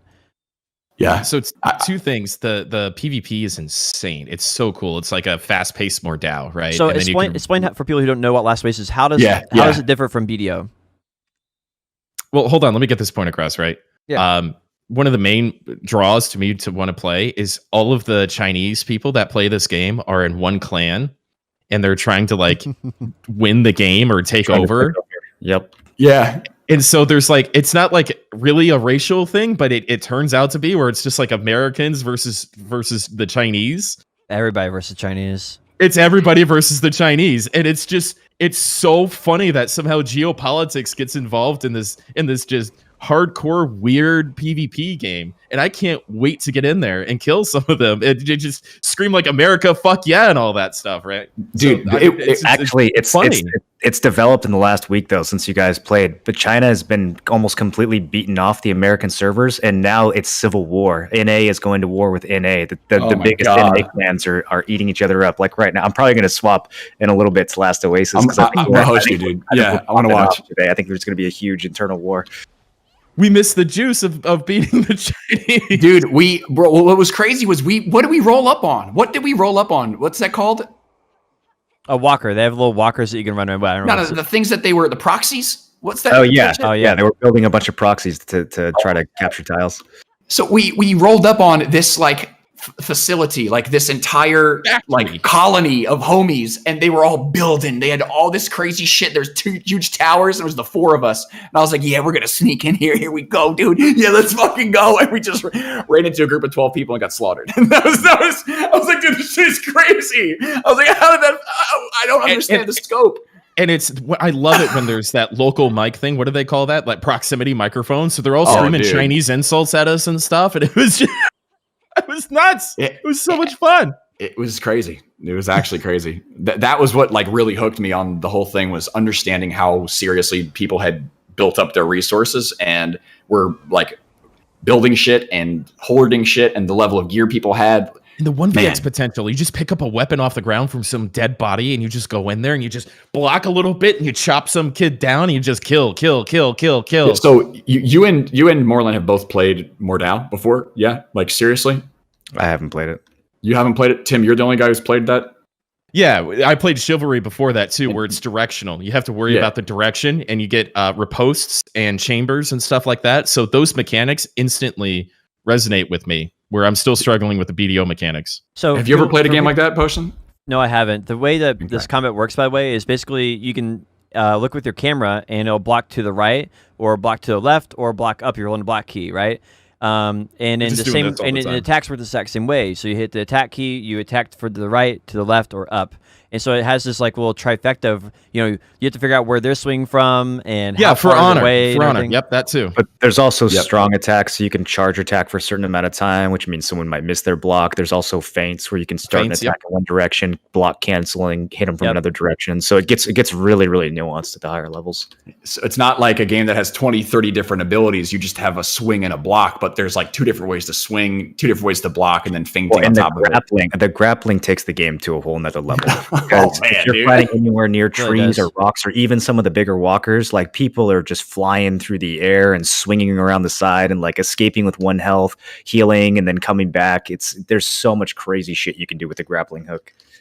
When I saw the game and I heard you talk about it this way 2 weeks ago, I was like, yeah, sure. I was like, there's no fucking way. And it is actually just that. It's as hype as you're talking about it being, and it's the crazy it's wild, thing dude, for is the entertainment. game is getting better because the devs are listening super closely. Every time there's a major issue in Last Oasis, a week later it's patched. Like we had this issue with people spamming out proxy walkers to make tile fights last like way too long. They were basically able to stall from losing their territory. Like a fight that should have been 1 hour, they're able to draw it out to like 6 hours. Is that what happened when we tried to finish that PvP at the end of the stream after I went off?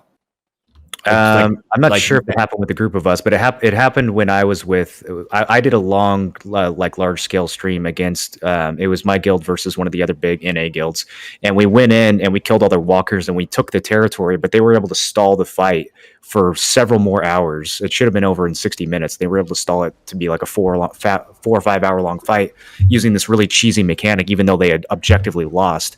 And like 5 days later, the devs patched it so you can no longer use that strategy. Like tile fights are an hour now. If you lose, then you lose, and it's their territory. Like you can't artificially stretch the fights out. So they're watching for these sorts of things and they're fixing them in real time. do they know how to be that devs aren't supposed to listen or quick patch things? You know, they're not doing their job correctly, right? By doing that. Somebody needs to inform them. I have a couple of names if they'd like. Who's the developer? I don't even know what Havoc or something. It's some new company that basically Fucking likes smile, make. Moreland. Jesus. It's Western though, right? It's not Eastern Development. Is it? No, I think it's Western. I don't know. Okay, I'm not sure. I got to do that research. Moreland I knows. He's need to just learn not more telling about us. I think they have some experience on like previous projects, from what I heard, like Arc and Rust and stuff. But I don't really know the full details or anything. Like I would have to research. Oh, okay. But yeah, I think it's been really good. But the things that sell it for me are the balance between safety, walkers, and grappling hooks. Right, like that little trifecta there, like is like perfect. Right, there's enough risk to make it feel rewarding, but there's not too much risk where I feel like I can like that I'm just like worried about losing stuff all the time. And if I am going to be in a risky situation, I know that ahead of time, right? Then I can judge and evaluate my risk level that I want to take. I think that's all been really, really good. What I didn't understand was like looking back at the gameplay that we had, the 8 hours, 6 hours, whatever it was, like everything that we were doing in farming went to the content of the PvP that we got. So that was the reason why we were grinding. That was the reason why we were farming, is we were getting prepared for that fight. And that was the coolest. That was the coolest thing. Is like, how much harder do you want to go? You want to go a little bit longer? Want to go a little bit further? How much sweatier do you want to get? But everything had a reason. It was all tied in, and you were risking everything that you did over the last 6 hours for that little bit of fun. I did not want that walker to die. I did not want that walker to die. But then I realized that we all just built Moreland a walker, right? So we all we got nothing. He's got this big ass walker. He's like, yo, you idiots. That's what I get for putting up for your shit. He should have got it. That's awesome, though. That's huge. I'm happy about that. True. No, that thing's ready to go. We got like 10 suits of armor if we want to roll out. Can we do some fragment farming on Tuesday, maybe? Because Yeah, I'll teach you how to do it. It's really easy to do it solo. You can find safe areas to farm fragments. Are you guys down to make a Tuesday afternoon, like every week? Are you guys down for that? Like Tuesday's the day for Last Oasis? Oh yeah, yeah, probably, yeah. Dude, that's so hype. It's so sick, dude. Yo, listen, dude. Listen. It's been really hard for me to pay attention to this podcast because I'm just watching Potion Shop's BDO in the reflection of his glasses. Yeah, I'm watching him play in his glasses. Shh, it's a secret. Can't tell people that.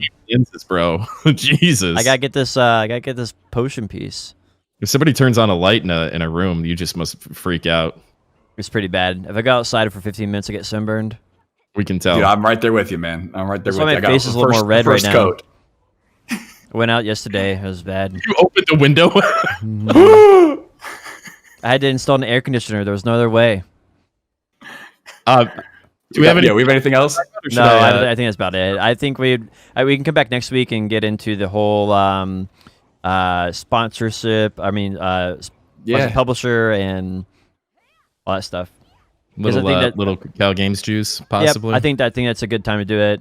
It seems like this next couple weeks are going to be a little slower with stuff anyway, so it'll be good to fill in with that. I think the season release will be pretty fun, but that's going to be the week after. It's not going to be next week. Yep. All right, so we'll have a little juice for next week, or we'll at least consider it and talk about it in the Discord privately and stuff like that. So that is episode 3 of Nerds and Words. I'm Tim Allen 1337. You can catch me on Twitter, YouTube, and Twitch, obviously. All of these episodes are uploaded to my YouTube, Spotify as well. Thank you, Potion Shop, for taking care of that. I think Potion Shop uploads it to YouTube as well. Joe, tell us what you got going on. Tell people your socials. What's good, dudes? You can catch me at twitch.tv/JoeNeverFails. I'm Joe Neverfails on Twitter and Instagram. This week we started off adding in the new Last Oasis squad stream Tuesday nights. Thursdays, we're going to be doing Elder Scrolls Online Greymore. And Fridays, I started God of War in addition to all of the BDO morning streams that we do. Saturdays, NAEU subscriber Saturdays, and Lazy Sundays. Come check it out. Hang out anytime you like. Moreland. And I am Moreland TV on everything. Still streaming a mixture of mainly Black Desert and Last Oasis right now. probably going to go pretty hard on the season servers. So if that's something that you guys are interested in, trying to figure out which class I want to start fresh on, I think that's going to be a lot of fun. And yeah, other than that. And I'm Potion Shop. It's been an honor having you here on the show today in the store. That's it. Hell yeah, brother. Thanks for the podcast, boys.